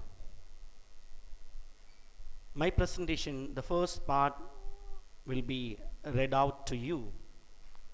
In the second part, we will have a PowerPoint presentation where I will explain in detail the delicts that are reserved to the CDF, which are now is part of the Universal Code under the Book 6 on Sanctions.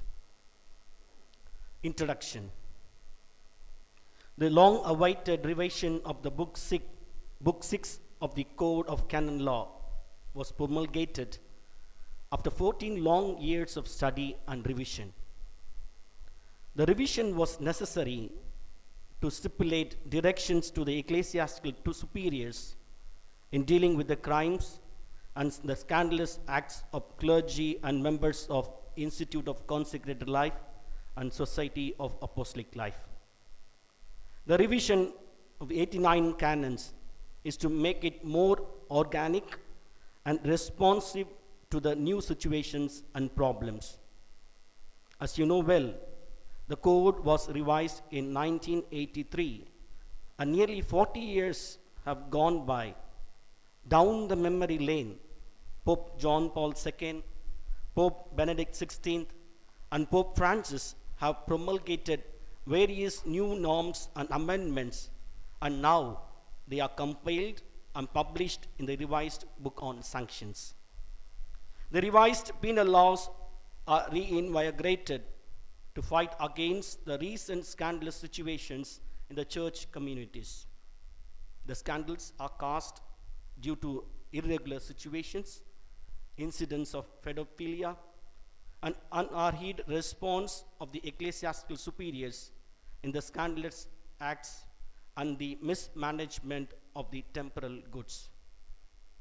The uncertainties and lack of precision regarding the penal procedure have disappeared now, and specific penalties are spelled with clarity and precision in the revised penal laws. The 1983 code had given a mindset to the bishops and superiors that penal sanctions are the last remedy to reform the offender, and it has paved way to commit more serious crimes by clerics and members of Society of Apostolic Life and Institute of Consecrated Life. The new revision clarifies the nature of the crimes by grouping them under various headings and determine the punishments. There is a famous axiom: law follows the life. The life, behavior, and the exercise of the power of governance and exercise of power of order by the members of the church down the centuries have changed, and it warrants a new sets of laws to protect the church and the community. As it was presented in the previous presentations, the guiding principles for the revisions were to establish uniformity of the application of the penal laws, to protect the community, and the repair the scandal and the redressal of the damage, so as to enable the pastors to prevent the offenses through their timely intervention and a right understanding of justice and mercy. Reverend Father Rector, in his initial talk, he had made it very clear what is the difference between mercy and justice. Church is merciful, at the same time it is just. There is always difficulty in combining the two aspects of mercy and justice. Archbishop Filippo, the president of the Pontifical Council for Legislative Texts, during the press conference on 1st June 2021, while presenting the new book 6 of the code, had rightly remarked and insisted that it is charity that requires, in fact, that pastors have recourse to the penal system as often as necessary, bearing in mind the three purposes that make it necessary, namely the re-establishment of the requirements of justice, the amendment of the offender, and the reparation of scandals. It's always known as the famous 3 R's. Famous 3 R's. Restoration of justice, reform of the offender, and the reparation of scandals. Pope Francis, time and again, repeated in his discourse that canonical sanctions have the reparatory and healing functions. To all the participants in the plenary session of the Pontifical Council for the Legislative Text on 21st February 2020, he remarked, it represents a positive means for the realization of the kingdom, for rebuilding justice in the community of the faithful who are called to personal and common sanctification. My dear friends, we should always keep in mind that correction of the offender is also an act of mercy. Now, I will come into the topic that is assigned to me. Inclusion of delicts reserved to the Congregation for the Doctrine of the Faith. First of all, we need to understand what is a delict. A delict are those crimes which are external violation of the laws and precepts through action or omission, which is done with malice, guilt, and imputability. All the three elements are necessary.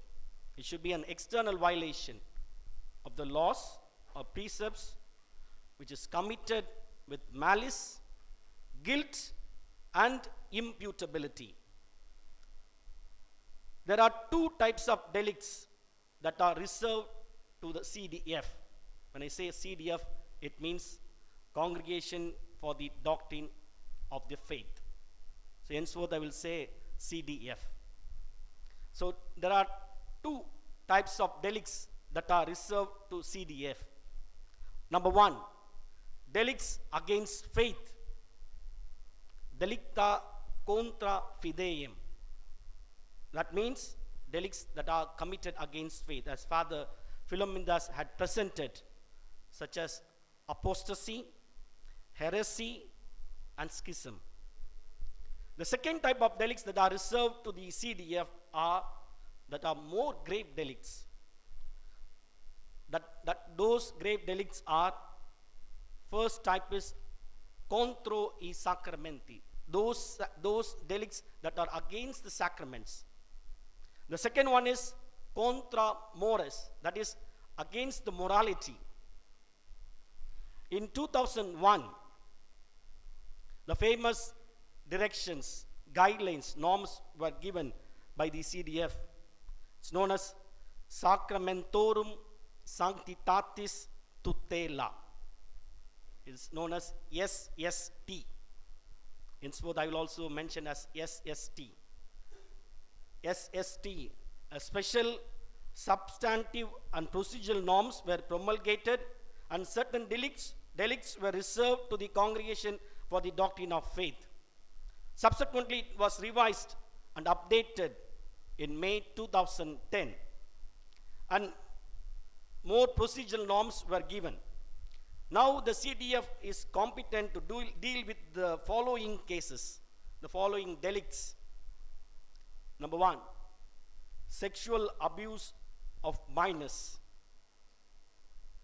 And then delicta contra fideum, heresy, apostasy, schism, consecration of holy species for sacrilegious purpose, someone who is attempting to celebrate Eucharist. In canonical parlance, when you say someone is attempting to celebrate Eucharist, means not that one who attempts. Attempt means one who invalidly celebrates. We should always keep this when you read the code. When you read someone is attempting marriage, a cleric attempting marriage means not that he goes to the registrar office and make attempt and comes back. No. Attempting means one who does, one who participates, or one who indulges invalidly. So the attempting to celebrate Eucharist means whoever is not in the power of order celebrates the Eucharist, it means he is attempting, invalidly celebrating the Eucharist. Then attempting to grant absolution without a faculty, a priest or non-ordained person attempting to give an absolution to the penitent. Then absolution of accomplice. As you know well from your canon law classes what is an accomplice is. Then sin of solicitation. Then violation of confessional seal and recording and propagating or divulgation of the matters said in confession with the intention of accusing the priest or with the intention of accusing the other or bringing a damage to the church. Then attempted ordination of women. Now we come to the another aspect, the delicta contra mores, that is the delict against morality, in which it also included in Article 6, paragraph 1, number 2, the acquisition, possession, or distribution of pornographic images of minor under the age of 14. That was previous SST. Now the code is revised. I will show you the changes in the following slides. The Pope Francis added a few more procedural norms on sexual abuses through the promulgation of another motu proprio. It's known as Vos Estis Lux Mundi. I repeat, it is Vos Estis Lux Mundi. It's the abbreviation is called VELM, VELM, VELM. So henceforth I will tell as VELM. VELM on 7th May 2019. So while promulgating this motu proprio, Pope Francis said that crimes of sexual abuse offend our Lord. Look at his words. The sexual abuse offend our Lord, cause physical, psychological, and spiritual damage to the victims, and harm the community of the faithful. A sexual abuse of a minor is not merely an offense against a victim, against the minor. It harms the community of the faithful. So Pope Francis, while promulgating this motu proprio well, he also highlighted the responsibility of bishops as vicars of Christ to adopt the procedures without negligence to combat these crimes which betray the trust of the faithful. So an offense, an abuse, it's another betrayal of the trust of the faithful. Now we will pass on to the offenses against human life, dignity, and liberty. Human beings have great dignity. Naturally, they have that dignity. And the offenses such as sexual abuse of minors, grooming, retaining the pornographic images, and then delicts against the sixth commandment of the Decalogue are not to be reduced as mere violation of the law or precept of celibacy, or are not to be addressed as a mere violation that is detrimental to one's priestly vocation. But rather, now the shift, there is a paradigm shift, there is a new focus is given. Now it is seen the victims all the victims have dignity in the eyes of the Lord. They are created in the image and likeness of God, who are worthy of all respect, and it cannot be compromised. Whether that's a cleric, a religious or layperson, or anyone who has a leadership role in the church, if he or she does such an act, then they are to be punished, because they are doing an act against the dignity of the person. That is the paradigm shift of this new revision of the code, the new revision on sanctions. So we have Canon 1398 under the title Offences Against Human Life.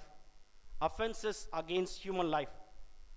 It is titled, earlier the title was Offences Against Human Life and Liberty. Now it has changed. Now they have a new title, Offences Against Human Life, Dignity and Liberty, which means the church gives a special recognition and then places everyone, especially the victims, who enjoy, who have a dignity that is to be protected in the code. My dear friends, now we will go into the slides. What is the purpose of this change, of this title, Offences Against Life, Dignity and Freedom? The purpose is to give normative directions to the ecclesiastical authorities in the given situation. When there is an offense, when there is a delict, how best, what should a superior should do, and how best he or she can prevent such offenses and create a safe environment for the minors and those who have imperfect use of reason. Canon 99 will tell who has an imperfect use of reason. So now we have a new title. New title is Offences Against Human Life, Dignity and Liberty. The old title is Offences Against Human Life and Liberty. The word dignity. Let us concentrate on the word dignity. The mind of the legislator. In Latin it is said mens legislatoris. The mind of the legislator. Roman Pontiff is the supreme legislator of our church. So the abuse is not seen as an act of violation of chastity that a cleric is bound to observe, but it is a crime against human dignity, where abused minor loses his or her dignity and treated as a thing to satiate one's passion. It's a very, very strong and very adequate change that has been brought in the title itself. It's an editorial choice, the choice of these words. So it expresses the mind of the legislator to firmly reaffirm the seriousness of this crime. The seriousness of this crime. And attention is to be given to the victims. The attention is not to the offender. The attention, protection should be given to the victims. They are ones to be safeguarded. So what was seen as a cosmetic change has got now a great significance. It may look just a change of a word. Just change of a word. No, it's not just a cosmetic change. It's not just a mere change of a word, but it implies so much. So what's seen as a cosmetic change has actually great significance.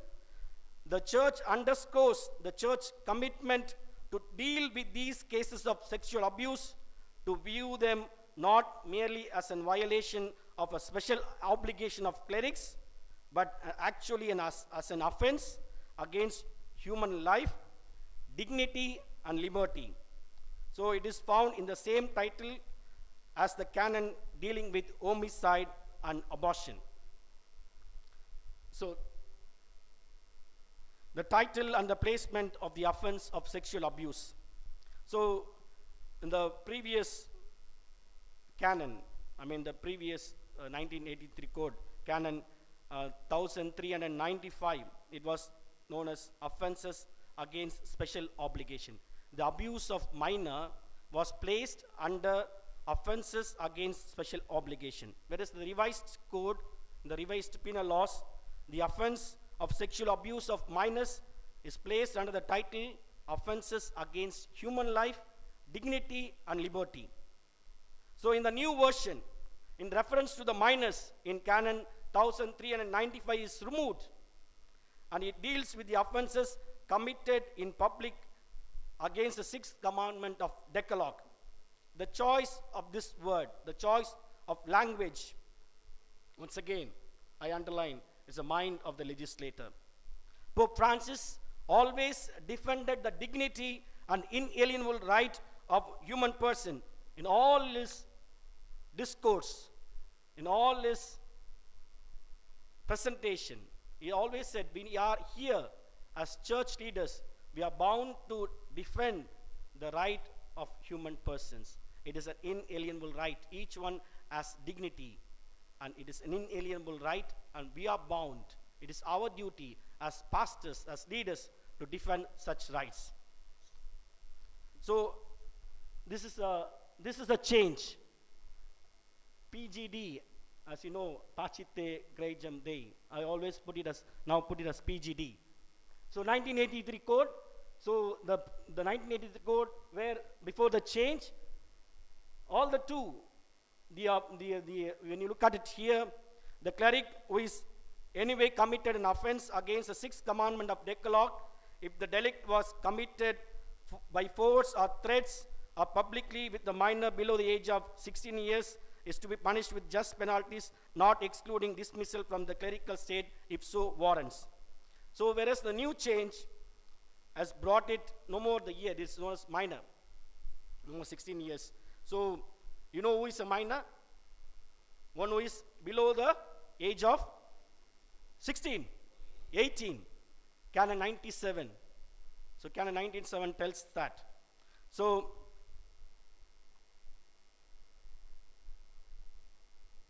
next. So the who is a minor?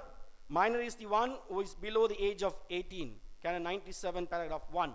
And also it tells about the persons with imperfect use of reasons, who are not responsible for their acts, Canon 99. So it is an offense against morality. So Father Philomindas, in his presentation, he was talking about the prescription. So the SST gives the prescription for this offense is 20 years from the time the minor completes 18 years. From the time the minor completes 18 years, the prescription starts. So it goes on for 20 years. I give an example. A minor of 14 years is abused by a cleric or a member of ICL or SAL. ICL is Institute of Consecrated Life, SAL Society of Apostolic Life, or any person. The new code tells any person. So he was a minor when he or she was abused at the age of 14.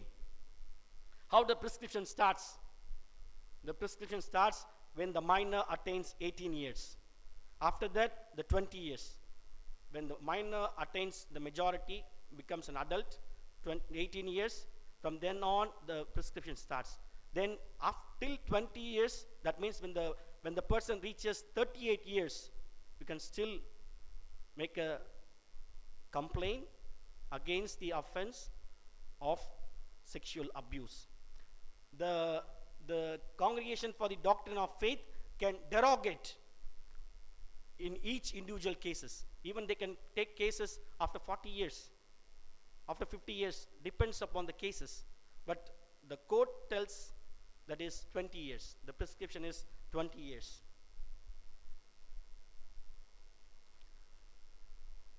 So there is a change now. There is a change. As I said, in 2019, Pope Francis promulgated a motu proprio known as Vos Estis Lux Mundi, well. So it was promulgated ad experimentum. It added the term vulnerable person. Vulnerable person, adults, if in the delicts against sixth commandment of the Decalogue, along with the minors, those who have imperfect use of reason. It also added a new term, new concept, so to say, vulnerable person adults. This term, vulnerable person adults, did not appear in the revised version. They have removed that term. For example, who is a vulnerable adult?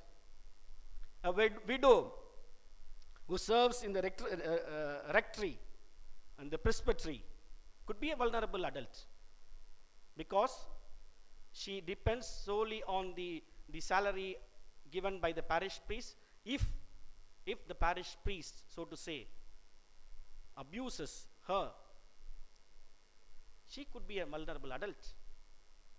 A boy, a girl, not a minor, but an adult, who receives a scholarship, who receives constant help from the parish priest, and then he or she is educated by the parish priest, then the parish priest uses such person for his sexual interest. He or she could be a vulnerable person, a vulnerable adult. This term was often used by the Pontifical Commission for minors, and this term, the vulnerable person, did not appear in the revised version because there was no precise definition of this term. There was no precise definition. All that I say is only an example. It was debated in Vatican when we had a symposium. The term, the vulnerable adult, was debated. Can we use this term, vulnerable adults, anyone who receives help, who has no liberty to say against the offense committed, especially with regard to sexual abuse? So, as there is no precise definition of this term, the vulnerable adult, was removed in the revision. So now, the Whelm tells us who is a vulnerable person. The Whelm. A vulnerable person means any person in state of infirmity, physical or mental deficiency, or deprivation of personal liberty, which in fact even occasionally limits their ability to understand or to want or otherwise resist the offense. A person who cannot resist the offense, a person who has no liberty to resist the offense, could be termed as a vulnerable person. But this term now does not appear in the revised code. Now in Canon 1398, paragraph 1, article number 1, it adds another term, a new term, to whom the law recognizes equal protection. This is a new term. It could be anyone whose right has to be protected. Anyone. Now we will go into the each delicts. I will run through each delicts that are reserved to the CDF. I'm not going to go into details of all the delicts. I'm going to talk about those delicts which are mentioned in the code, in the revised code. Not all the delicts. Which are already mentioned, I'm not going to tell now. Only those delicts which are reserved to CDF, which are now part of the revised code, I'm going to explain to you. With regard to the abuse of minors, SST article number 6 talked about this, abuse of minors. What is abuse of minors? As you know, it could be anything. The complete sexual relationship, a violent sexual relationship, it could be a consensual sexual relationship with the minor. Even the minor agreed with you to have a sexual relationship, but it's an abuse, even if it is consensual. A masturbation, a member, a cleric, a member of ICL or SAL or any faithful who enjoys dignity or performs an office or function in the church, a cleric or these persons, if they do a masturbation before a minor, it's an abuse. Or make the minor to do it before him or her. Undressing before a minor. Undressing before a minor. Or you make, or the cleric or the SAL, member of SAL or member of ICL or anyone, any faithful, make the minor to undress before him or her. It's an abuse. A lustful kissing of the minor. It's an abuse. Now we have another new thing in the revision with regard to the, under the title of the abuse of minors, grooming. Grooming, which is new, which was not mentioned in Welm, which was not mentioned in SST, whereas it's mentioned now in the new revised sanctions. Grooming. A cleric is to be punished if he grooms or induces a minor or a person who habitually has an imperfect use of reason, or one to whom the law recognizes equal protection, to expose himself or herself pornographically, or to take part in pornographic exhibitions, whether real or simulated. What do you mean by grooming? Grooming or inducing. It's the first time, as I said, the first time it appears in the code. The new law criminalizes the grooming of minors or a person who habitually has an imperfect use of reason, or the one whom the law recognizes equal protection to expose himself or herself pornographically. A sexual grooming is a method used by sexual predators to build relationship with the victims. How you start building a relationship with the victim? It's a grooming or inducing. It's the first time the law recognizes it as a punishable offense. The term is inducted or is placed here under the abuse of minors just to prevent the future abuses. And it could be identified before any sexual interaction that could hurt the victims. So, grooming is a mediatory act. Like, for example, what is the example? How best we can explain a grooming?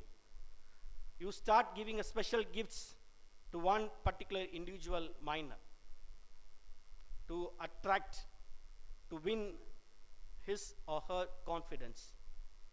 Or you give a special attention to the child, special attention to the minor. It's a grooming, because the motive is to abuse such person in future. So acting gently towards children to win over the confidence of their parents under the pretension that one is a trustworthy person to safeguard or to guard their children. So this is something new in the revised book, grooming. Then we have pornographic images. It's also a new addition in the revised book. Already it was there in the SST, but it is included now here.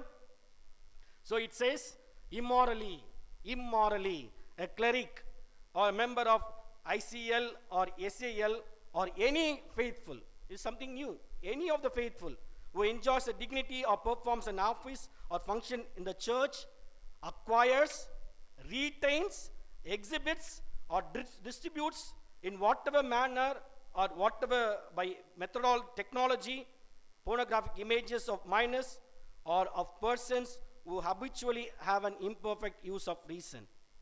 So it tells about acquiring, retaining, exhibiting, or distributing. So if someone has pornographic images, if he acquires, then a cleric, the ultimate penalty would be a dismissal from the clerical state.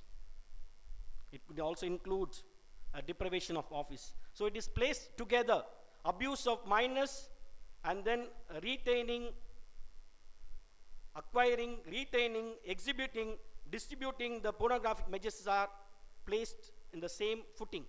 So it's equal, it's placed in the same footing. I'll tell you the reason why the change. Now it is both are placed under the same footing. Because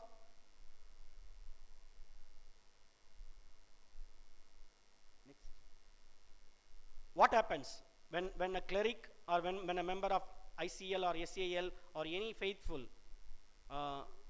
acquires pornographic images? What happens? In such pornographic images, the minors are truly abused, and not just a representation of pictures or motions or a film. When a person acquires or retains or distributes such images, the offender promotes the marketing of such images.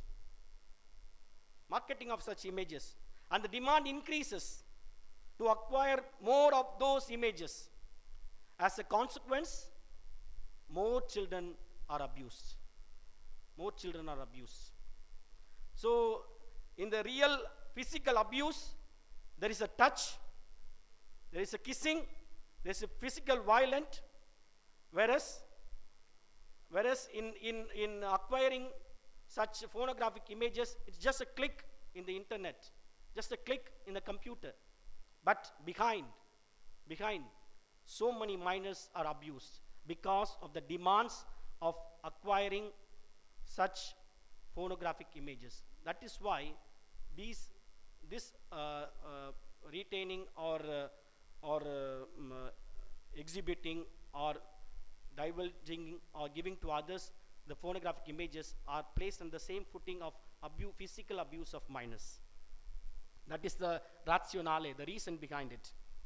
So what do you mean by acquiring? Acquiring means downloading. You consciously and willingly, you start downloading it. Retaining in your pen drive or in disk or in download files to keep it for one's own disposal. Exhibiting to others, distributing, peer-to-peer, file sharing for a commercial purpose, a distribution to the indeterminate numbers or to a determinate persons, sending to many people. It's a virtual pedophilia.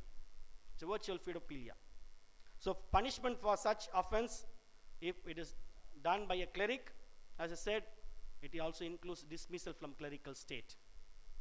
So this, all the physical abuse and then the retaining the pornographic images. Now we have a new change, in the revision. It includes ICL, SAL, or any faithful. Why there is a change? The new law has included non-clerical religious and those employees of the Catholic institutions such as school principals, catechists, teachers. They are to be punished for the abuse of minors or person who habitually has an imperfect use of reason. So it is mentioned, all those who perform an office or function in the church, all those persons, it's not me, only clerics.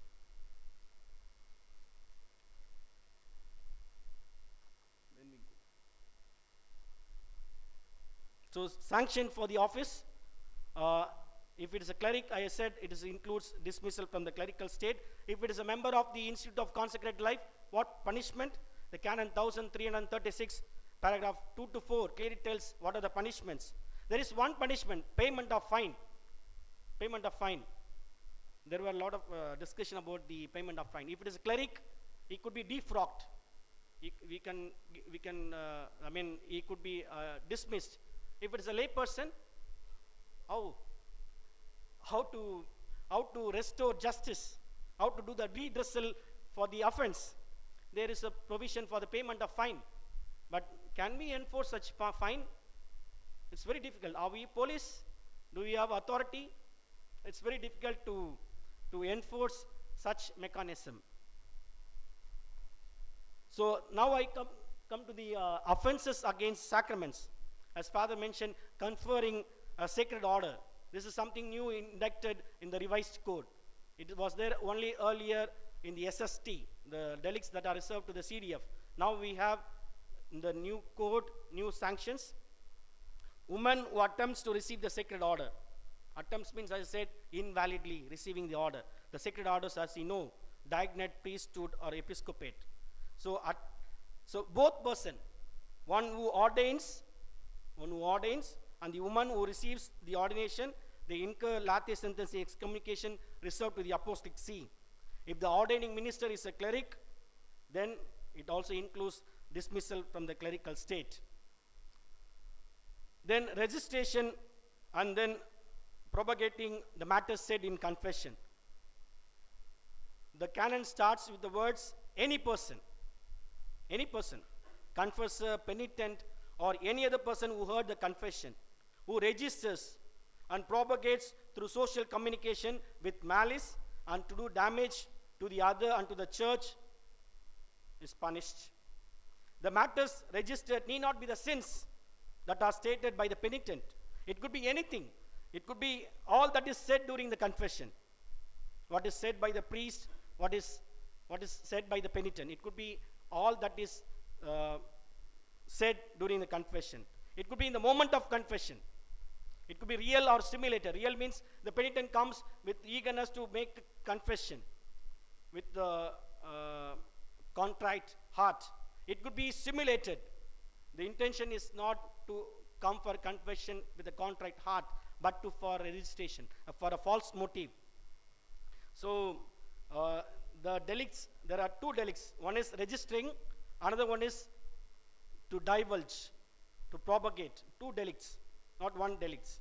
So if it is a cleric, the punishment is not excluding the dismissal. If it is non-cleric, according to the gravity of the offense. So then we have the consecration of the species for sacrilegious purposes. So if a person consecrates one element or both element within the Eucharistic celebration or outside the Eucharistic celebration, according to the gravity of the offense, they are to be punished. If it is a cleric, it also includes dismissal from the clerical state. The second paragraph is something new in the code. First one is already there. The second one is something added now, but it was part of the SST. Then I would like to end with the last abortion. Abortion. There was even though it is not reserved to the CDF, I would like to conclude with this delict, abortion. It is under Title 6, the offences against human life, dignity and liberty. So anyone who actually procures an abortion incurs late sententia excommunication. Procurement, you should all understand what is a procuring abortion. Refers to a person who is undergoing abortion or anyone who funds it directly, anyone who assists the abortion, anyone who performs the abortion. For an example, a cleric, a parish priest is there in the rectory. Someone comes and says, Father, I have 4 children. I am now pregnant with another one. What should I do? I can't bear another child. And I don't have money for abortion. So out of compassion, the parish priest gives money. Okay, you go ahead and then abort your child. The priest funds for the abortion. Actually, he is also procuring, he is also participating in the procurement of this abortion. Actual. So someone who pays money, or a parish priest who had a sexual affair, and then in order to hide his paternity, he induces the woman to abort the fetus. Or any politician, it could be thought of a politician or political party which propagates abortion.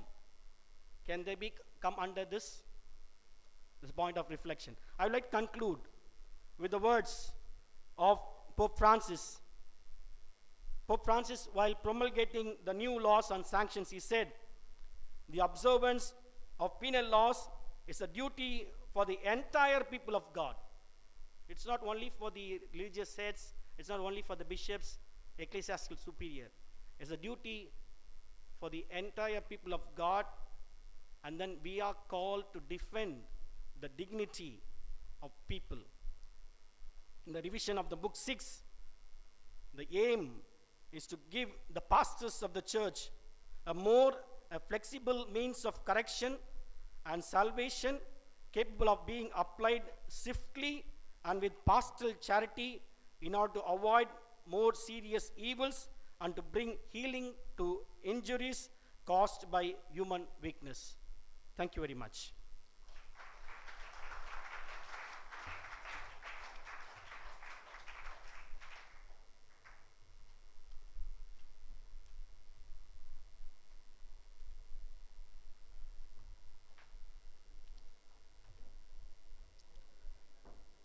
Dear Father Antony Joseph, you have enlightened our minds with your presentation on offenses against life, dignity, and freedom.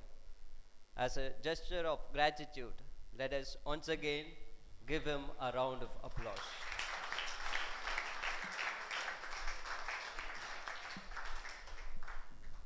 May I now call upon Reverend Father Emmanuel, Professor of Moral Theology, DPTC, Kavarapettai, to moderate the floor discussion. Along with him, I invite the guest speakers to the dais.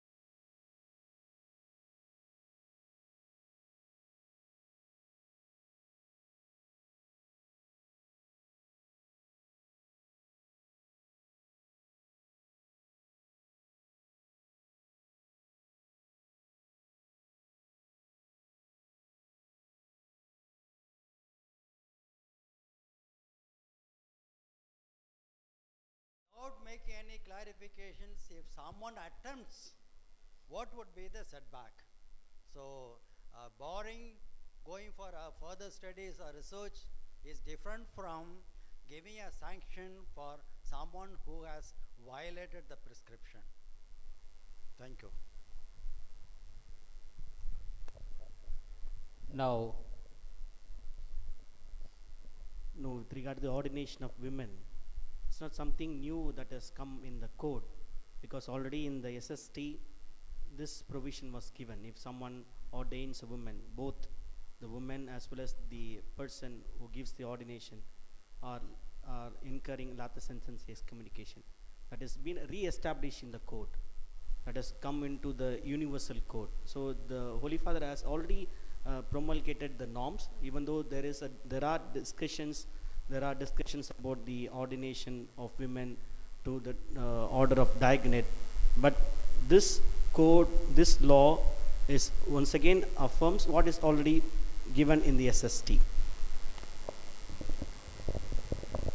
Now to Father Rector. Both of you, I think that in 1398 onwards, the imperfect use of reason seems to be a very generic guidance given. Imperfect use of reason. Who decides? Who judges? If there are 6 observers, each one can have a relative judgment today. Imperfect use of reason, or something else they have translated like this. I would like to have clarification on that. It's very difficult to judge or come to a particular, exact some problem, no? Imperfect use of reason. Can I answer? See, for example, those who are children below the age of 7, they do not have use of reason. Those who are having, because of psychological problems, mental retardations, all those people, they do not have use of reason. But some of the cases they have, but their use of reasoning will be imperfect. Not all the psychologically affected people are completely barred of use of reason. They have, but they do not have perfect use of reason. As you say, the imperfect use of reason, the adjective imperfect, who is going to decide? But medical term is very clear. So when we apply the medical terminology or concept notion for these cases, it will be clear. But in normal common parlance, if someone is not quite good in reasoning capacity, or the fellow is not able to resist himself because he is lacking behind in the psychological age. More often these people, the chronological age does not correspond to the psychological maturity. Those people we call imperfect use of reason. And third one, to complement, and the law gives equal protection. That would mean, as Father said, those who are subordinates in any situations, they are subjects, workers, those who are with them, all those people, the law, even though they are having use of reason, because of their position, subordinate position, they are not able to exercise their dignity and liberty in front of the above. That's what I understand. Thank you. Those who want to ask questions, kindly raise your hand and articulate it well. You want to ask the question. Okay, Vikesh, Brother Vikesh. With regarding to the offense of the dignity of life, we see from the presentation the church has given much importance. But I feel when it comes to the misappropriation of funds and the alienation of the ecclesiastical goods, I personally feel the church has not yet taken a strong stand. And why do I say it? Let me explicate with the canon 2 things. The old canon 1377 tells, if any cleric is caught of alienation of ecclesiastical goods, just penalty must be avoided, must be given. What is just? First question is that. When I looked into the new canon of the new sanctions, it has only added the expiatory penalties of prohibition, permission. But again, it doesn't give explicit permission to dismiss the cleric, or even the superior decides, maybe a bishop or religious superior. Don't you think, will it be practical? How far could it be practical? Okay, to answer your question, you are right. In the old code or before revision, the just penalty gives a lot of freedom to the ecclesiastical superiors to impose any type of penalty feasible for that situation, lesser or grave, more grave. But after the revision, it's good, it has given specific 1336 paragraph 2 to 4, except the dismissal from the clerical state. That means to say, is a removal from the office itself is a sufficiently grave burden laid on the offender. Removed from all the other things, and prohibition from exercise of sacraments and sacramentals, and hearing confession, all those things, removal of his title and all the prestigious insignia, all those things, except having him a religious or a cleric, all the other things which he was or she was using, even the monetary remuneration, all could be stripped off, leaving only the person. Don't you think that is already is a very grave punishment? So I think more than that, the bishop can also add few more punishments, penalties. So in matters of financial affairs, I think it is sufficiently given the importance how to go about, and if anything wrong, if you apply all this deprivation, the man or woman and the fellow will be completely thrown into one of the corners of the community. Deacon Yesubalan, then Brother William.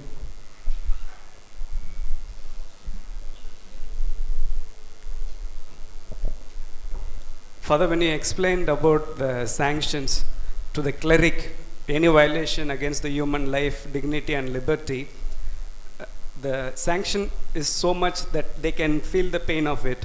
But when it comes to the lay faithful who also share in the ministry of the church, the sanction given, I could not personally understand.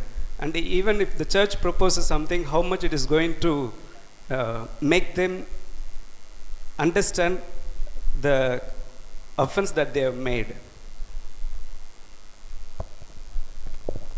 Yeah, it's true. With regard to the cleric, it is much more serious. With regard to the non-cleric of those people who are consecrated.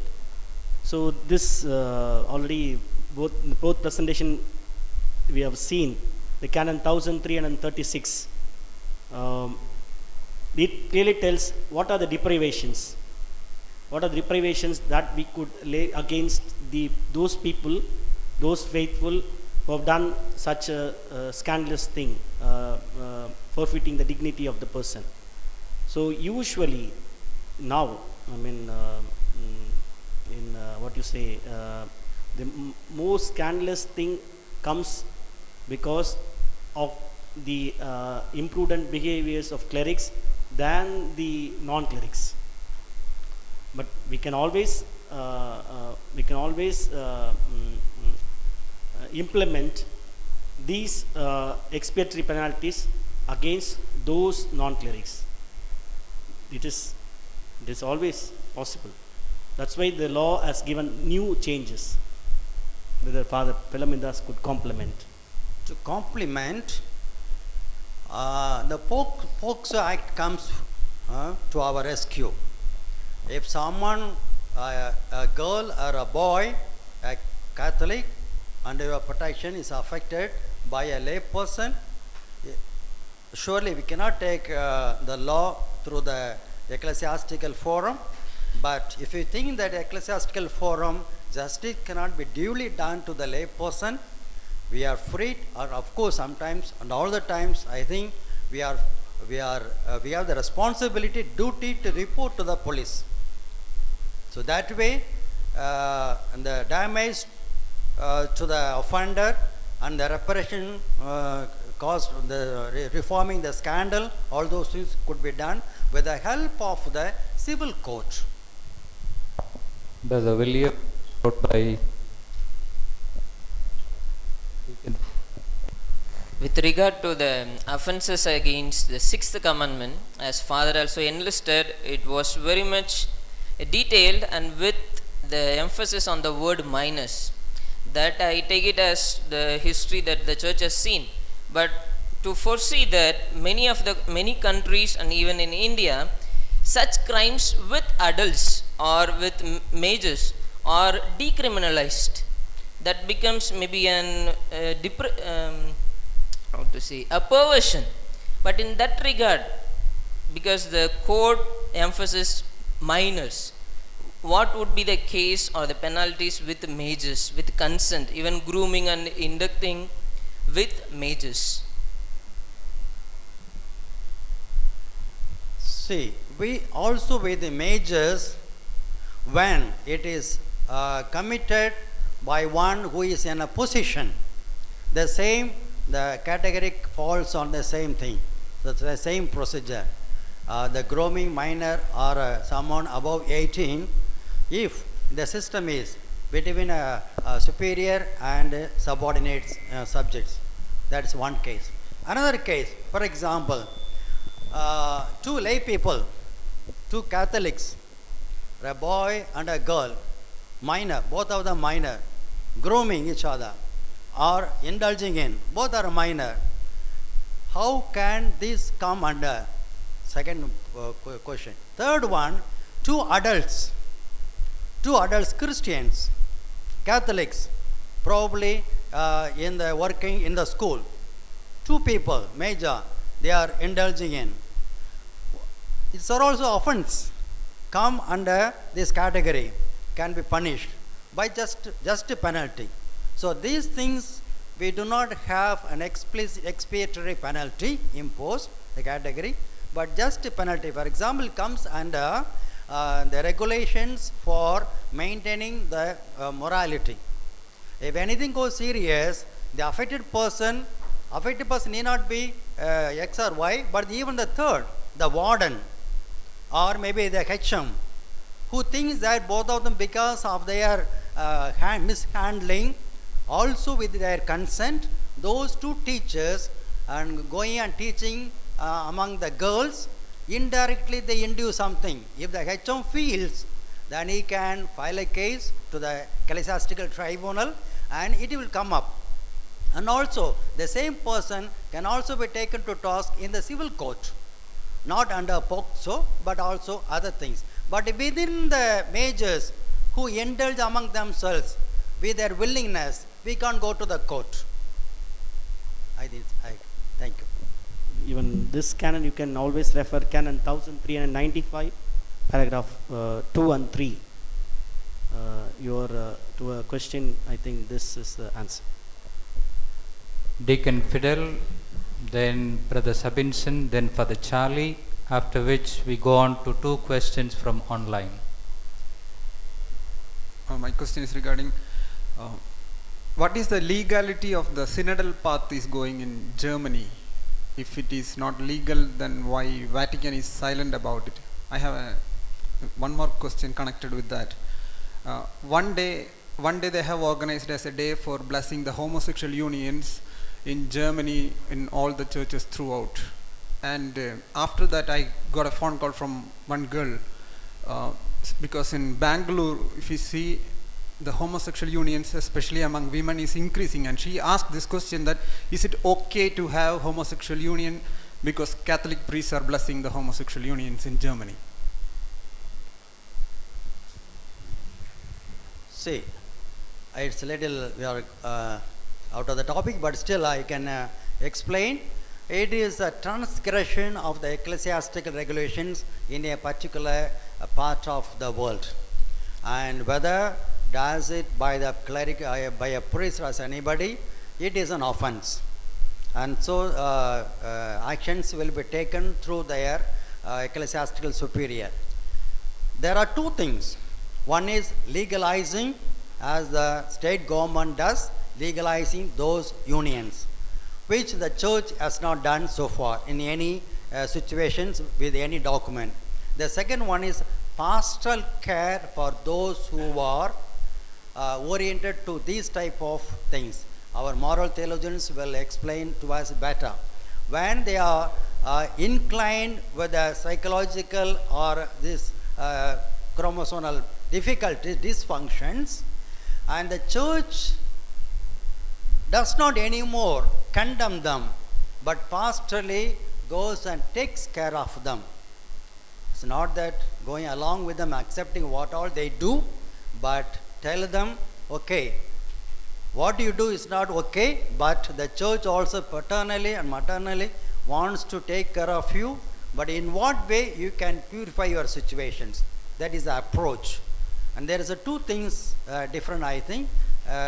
In these two ways we approach the problem, I think we don't have any difficulty. I have two questions. Both are corresponding with one another. While we have the civil law and canon law, both are aiming at punishing the offender and restoring justice. Which take precedency over the offender? Because we see that if a priest is abusing a minor and he is put in the prison, he is deprived of all the functions. Therefore, I don't know whether which takes precedency over, whether civil law or canon law. Second question is, if we punish the faithful, for the faithful, whether man and woman, he has the tendency to go away from the church. How the church respond to this situation?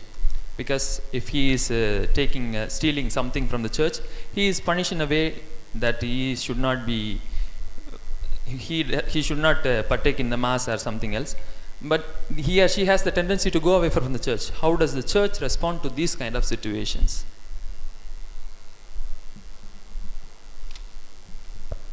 I'll start with your second question. If a person is a lay person, if he does something against the precepts of the laws, through punishment, if the person goes away, then are we losing our own flock, our own people? We should always see what is the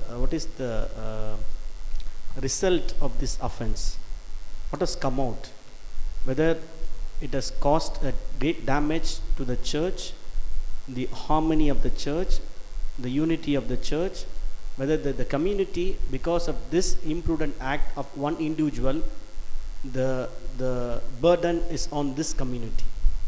So that should be taken precedence. First, we should always protect the victim, or if it is the case, if it is an offense against the ecclesiastical goods or temporal goods, how best we can restore, redress, do a redressal for the damage. That takes a precedence than the other one. Sure, we need to have mercy towards the offender, but the precedence is always the restoration of justice. That takes the precedence over the other one. With regard to the first question, okay. Also, there are two situations with regard to the second one. The discretion of the judge or the superior to postpone the punishment to a future time when there is a greater risk or evil is foreseen in between. So immediately need not punish little later. Secondly, the punishment could be even cancelled when the offender has changed herself and indirectly has made some compensation. So the lay people need not be sent out of the church or probably immediately penalized. According to the discretion, the parish can follow.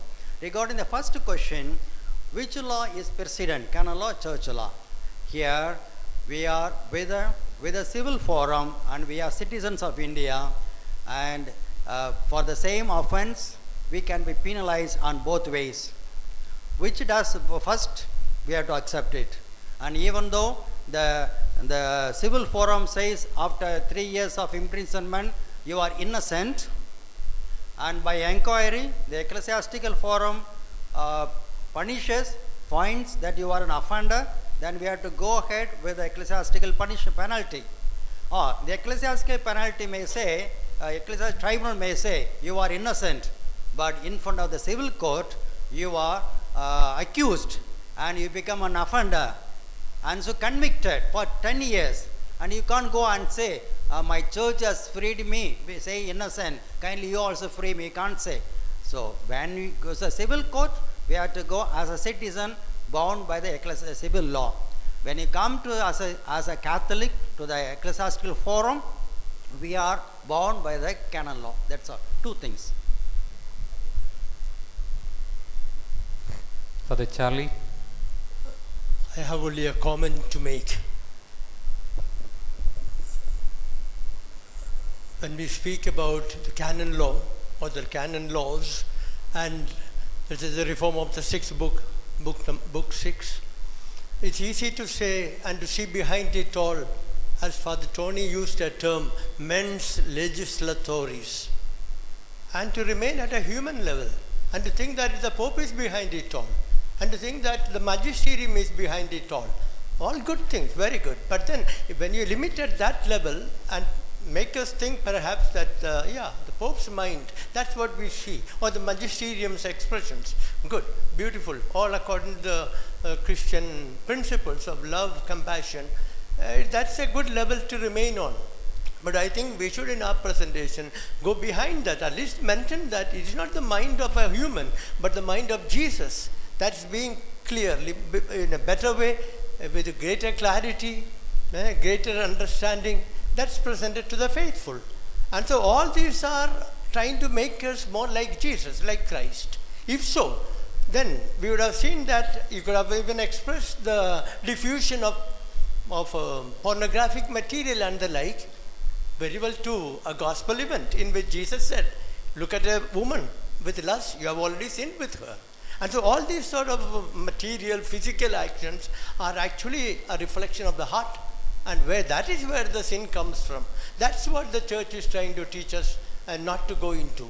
Because we will be moving away from Jesus. So the real mens legislatori, the real legislator is Jesus, not the Pope. We have 3 questions from online participants, 2 addressed to Father Philomindas. First one, it is true that some offences are punishable and some are not. I have the feeling that not all the offenders of the punishable offences are punished, either because they are friends or benefactors of those in authority. Those who are punished are the ones with no one to support them. Is this situation existing? If so, what is your response? A comment to Father Philomindas. The community, both religious and diocesan, should be ready to welcome and accept persons with same dignity and respect after the punishment period. These 2 addressed to Father. Yes. Going to the second one, it is a pity, according to Estes Lux Mundi, already when there is a suspension, when there is a suspicion, the cleric is suspended. And at the end, he is found to be innocent.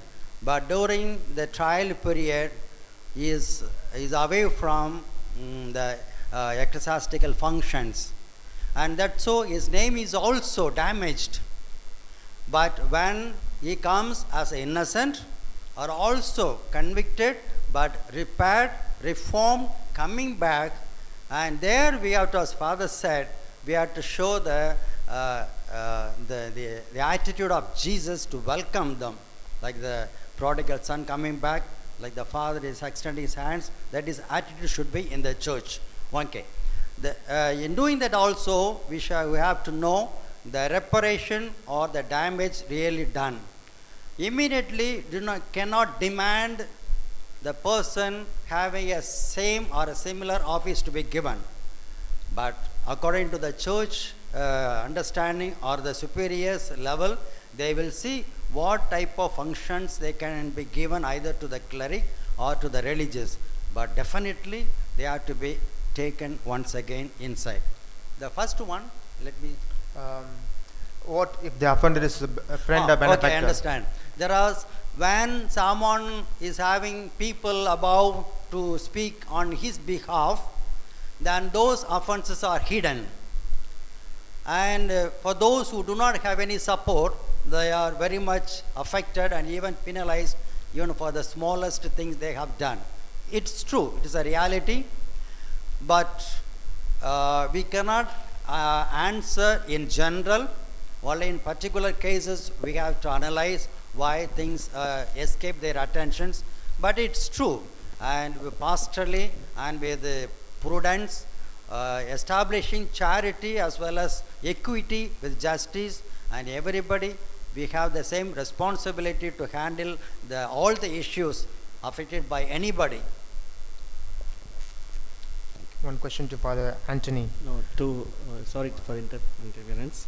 To the second question, you can always see the Canon 220 that no one may unlawfully harm the good reputation which a person enjoys. No one unlawfully. And also it says, violating the rights of every person to protect his or her privacy. So even an offender is there, and then he has a reputation, and then he has his own privacy. So it is always during the procedure that we need to safeguard the good reputation of the offender during even the procedure time. Question to Father Anthony Das. Glad to see the word dignity when it speaks about offences against life and freedom.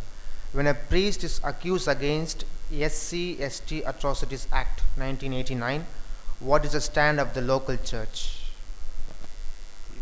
SC/ST Atrocities Act 1989.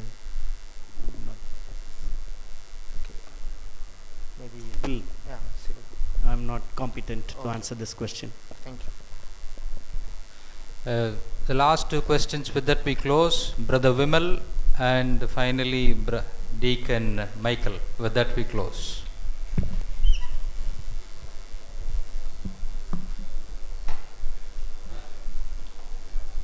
With regard to the sexual abuse of minor, Father, a priest is accused of a false accusation about the priest that so and so has got a good name in the society. Therefore, the girl went against the priest and complains to the police that so and so accused me. In this situation, according to the POCSO Act, the priest, maybe the civil law or the canon law, he is rejected from his office. In this situation, the priest goes for some years, and at the end, they found that he is innocent and he wins the case. And what situation, where the church stands with the priest? This is the first question. The second question, the priest is not given money to handle the situation. Just for the basic needs, the church provides money for him. But to win the case, he is spending so much from outside. Then why the church did not stand with the priest? In what way it helps the priest to win over the case? Because he has been served the church for many years.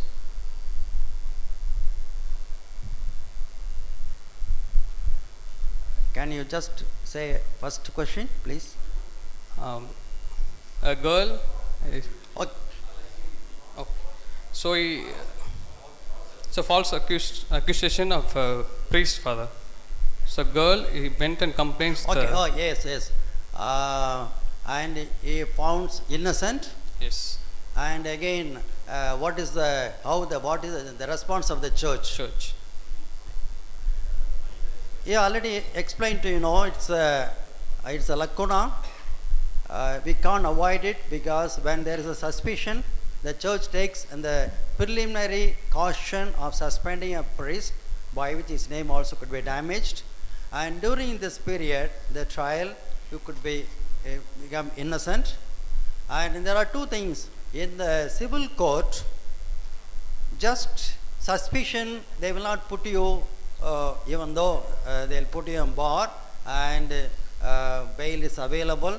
But only when there is a indication that the offense could have happened. If someone, just for gaining some money or spoiling his name, someone does it, at the beginning stage itself, I'm sure things will come out.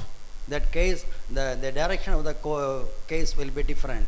And in the ecclesiastical forum also, when we make the initial inquiry within 30 days before sending it to CDF, that itself will understand whether it is a calumny or real, there is any suspicion. Based on that, the CDF takes the case and enters to further inquiry. So that way, things could be on a safer side for that priest. The second question, why the church cannot support financially all through the case? And it is an offense done in the personal capacity, and we should be, the persons, cleric or anybody should be more responsible, even to avoid any suspicion or circumstances wherein we will be blamed on these grounds. So when we do not be cautious enough on our side to avoid the suspicion, we can't put the burden on the church to spend financially. The case may go 3, 4, 5 years unless the victim himself or herself says that things did not happen in that way, but I just said because somebody told me. This is how they close the case quite often. But till then, we have to spend money to make the victim to say those things, even though actually victimized. We have to spend a lot. That's how they are doing behind. But for that, the church cannot spend for the negligence, for the culpability of the individual offender, because it is done in his personal, because of his imprudence, to avoid even the circumstance. He has understood that they are going to make a complaint or things like that. He should have avoided those situations. Being a cleric, and we know what is our obligations. Thank you. To answer to the second question, to complement what Father said, it is a practice in some of the dioceses before the sacred ordination, the Odinandi, the candidates, they give in writing that in case of any sexual offense or any cases referred in this connection, the responsibility lies solely on the candidate. The diocese or the religious congregation will not support to meet the expenses of such civil cases. That is a declaration, the declaration of the undertaking taken by the candidates. So we follow such measures so that at the initial stage, as they begin their priestly life, they know in case of any such offenses or any such allegations, the sole responsibility of the priest. And then first question, if the priest is innocent before the church, eyes of the law, before the laws of the church, then he is reinstated. Deacon Michael. My first question is, in what way the... Kindly keep only one question. Only one question. Okay. In what way the prohibition of an excommunicated person from liturgical celebration helps the individual, him or her? Because any law must help the individual to change his or her own life. When we prohibit a particular person from celebrating or from participating in the liturgical act, I don't think it helps the individual. Okay, most of the places the celebration might help the individual to change one's heart, I suppose. So, what is your opinion? For the growth of the spirituality, not only celebration, but also participating or attending also could be sufficient. Secondly, when a highly diabetic, with an example, the doctor amputates and tells for about 6 months she should not eat these things. If he says it is against his wish, cannot be. So, for some time, things to be changed in a different way. He strengthens his spirituality by prayers, by works of penance, works of piety, works of charity. A request has come from online viewers. It seems the first question, the answer did not reach them. So we take up only the first question and finish. Can you read Father Stan's question, please?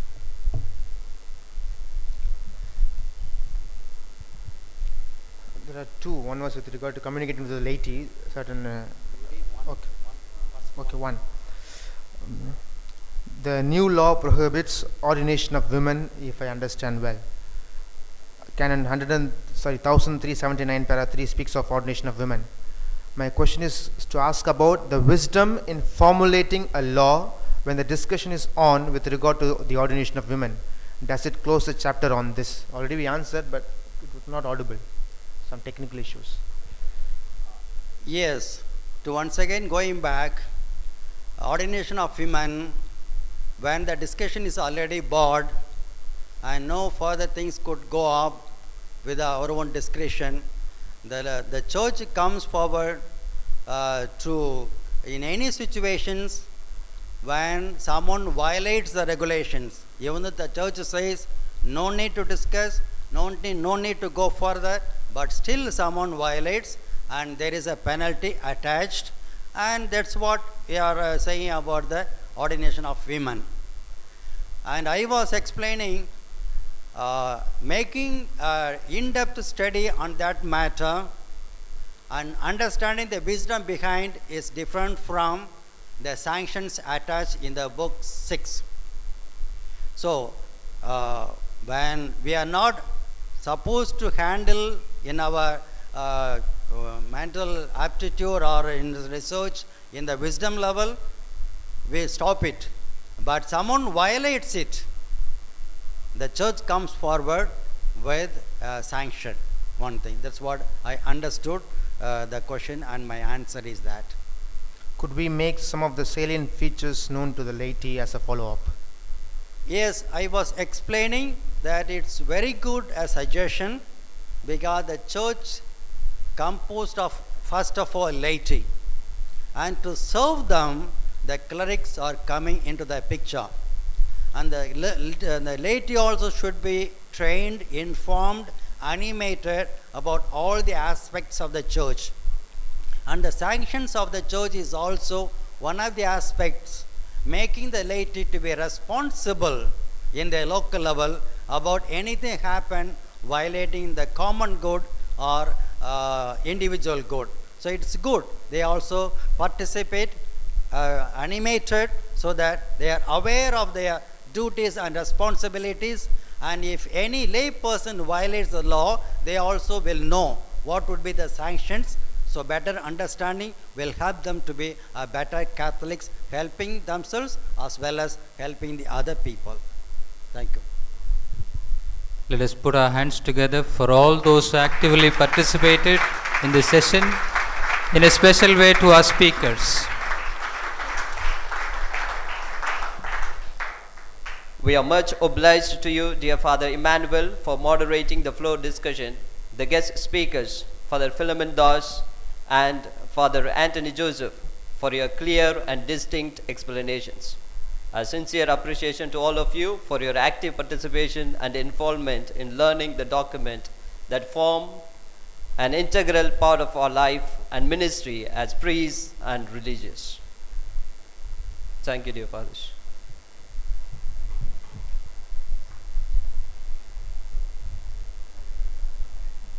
Joy is the simplest form of gratitude, says Karl Barth. No duty is more urgent than that of returning thanks. Hence, I now invite Brother Christoraj to propose the words of gratitude.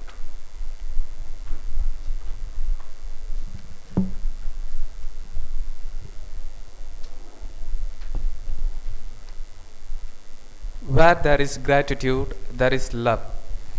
Where there is love, hearts open. Where there are open hearts, there is harmony.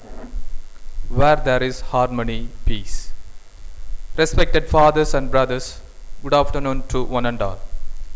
I consider it a great privilege to propose the vote of thanks on behalf of the third year students to all those who have contributed to this memorable event.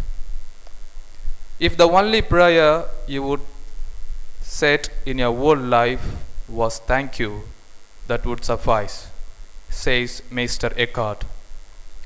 At the outset, I thank the Almighty for bringing us together for this Theological Symposium 2021 on Pope Francis's Apostolic Constitution, Pascite Gregem Dei, tend the flock of God.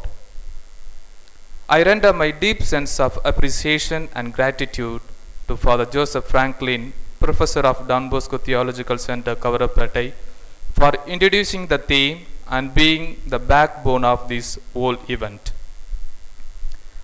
Gratitude is the fairest blossom which springs from the soul, says Henry Ward Becker. I extend my gratitude and heartfelt thanks to Reverend Father Philomindas DCL, Director of Tamil Nadu Biblical, Catechetical and Liturgical Centre, Tindivanam, for his wonderful presentations on the theme. Dear Father, your words of wisdom radiated a source of energy within us. May I request you, dear Father, to come on to the dais.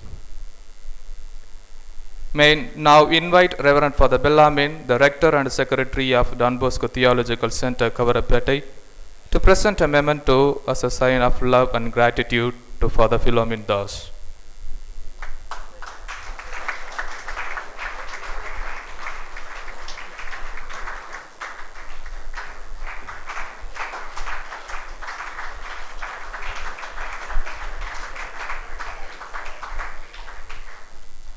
Feeling gratitude and not expressing it is like wrapping a present and not giving it. I express my sincere appreciation and gratitude to Reverend Father Antony Joseph DCL, the Chancellor of Diocese of Chingleput, who enlightened us with his knowledge and experience on the theme. May I request you, dear Father, to come on the dais. May I now invite Reverend Father Cassius Correa, the Vice Rector and Registrar of Don Bosco Theological Centre, Kavarapettai, to present a moment as a sign of love and gratitude to Father Antony Joseph.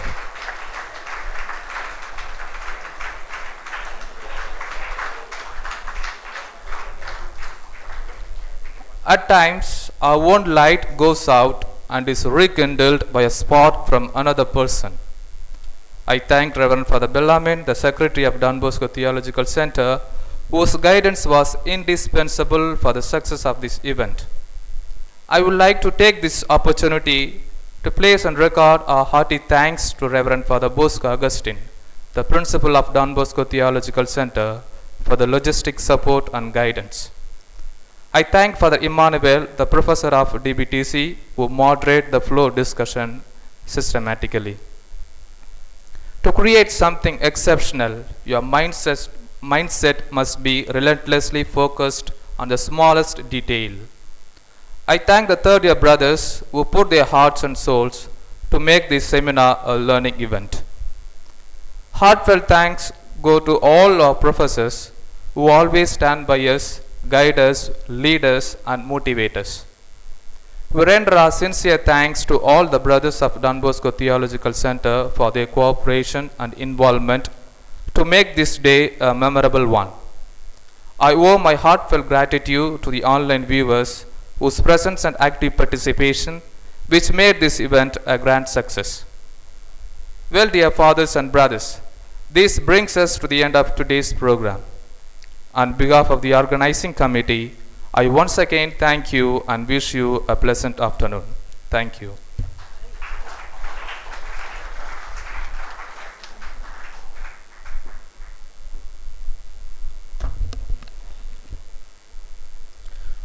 Dear participants of the Theological Symposium, Pascite, Gregem Dei, good afternoon. I'm sure we had a wonderful experience in participating in the symposium, which was very inspiring and thought-provoking.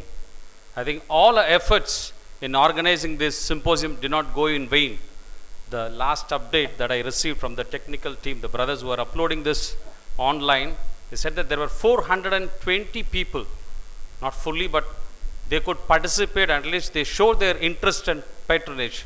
So I would like to thank on behalf of Don Bosco Theological Centre all the people who are interested in this symposium. Let's give a round of applause once again and thank them. And it's my privilege to call on stage the person, Professor Joseph Franklin, who on behalf of DBTC took up the lead and organized the symposium, very meticulously planning and executing it really well.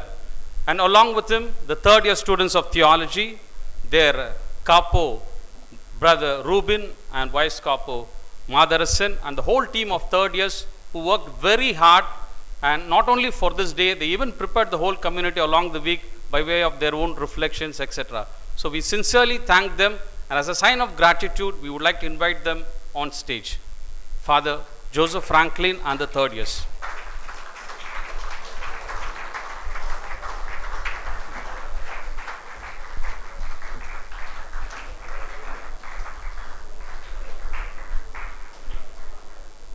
please come first.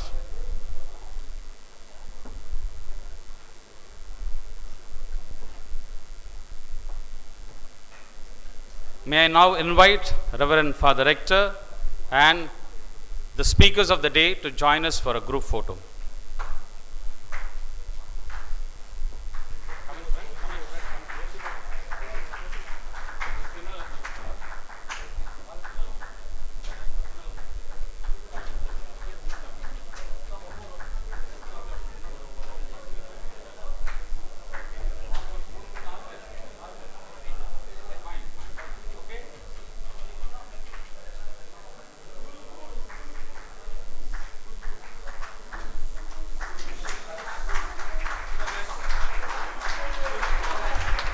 Thank you.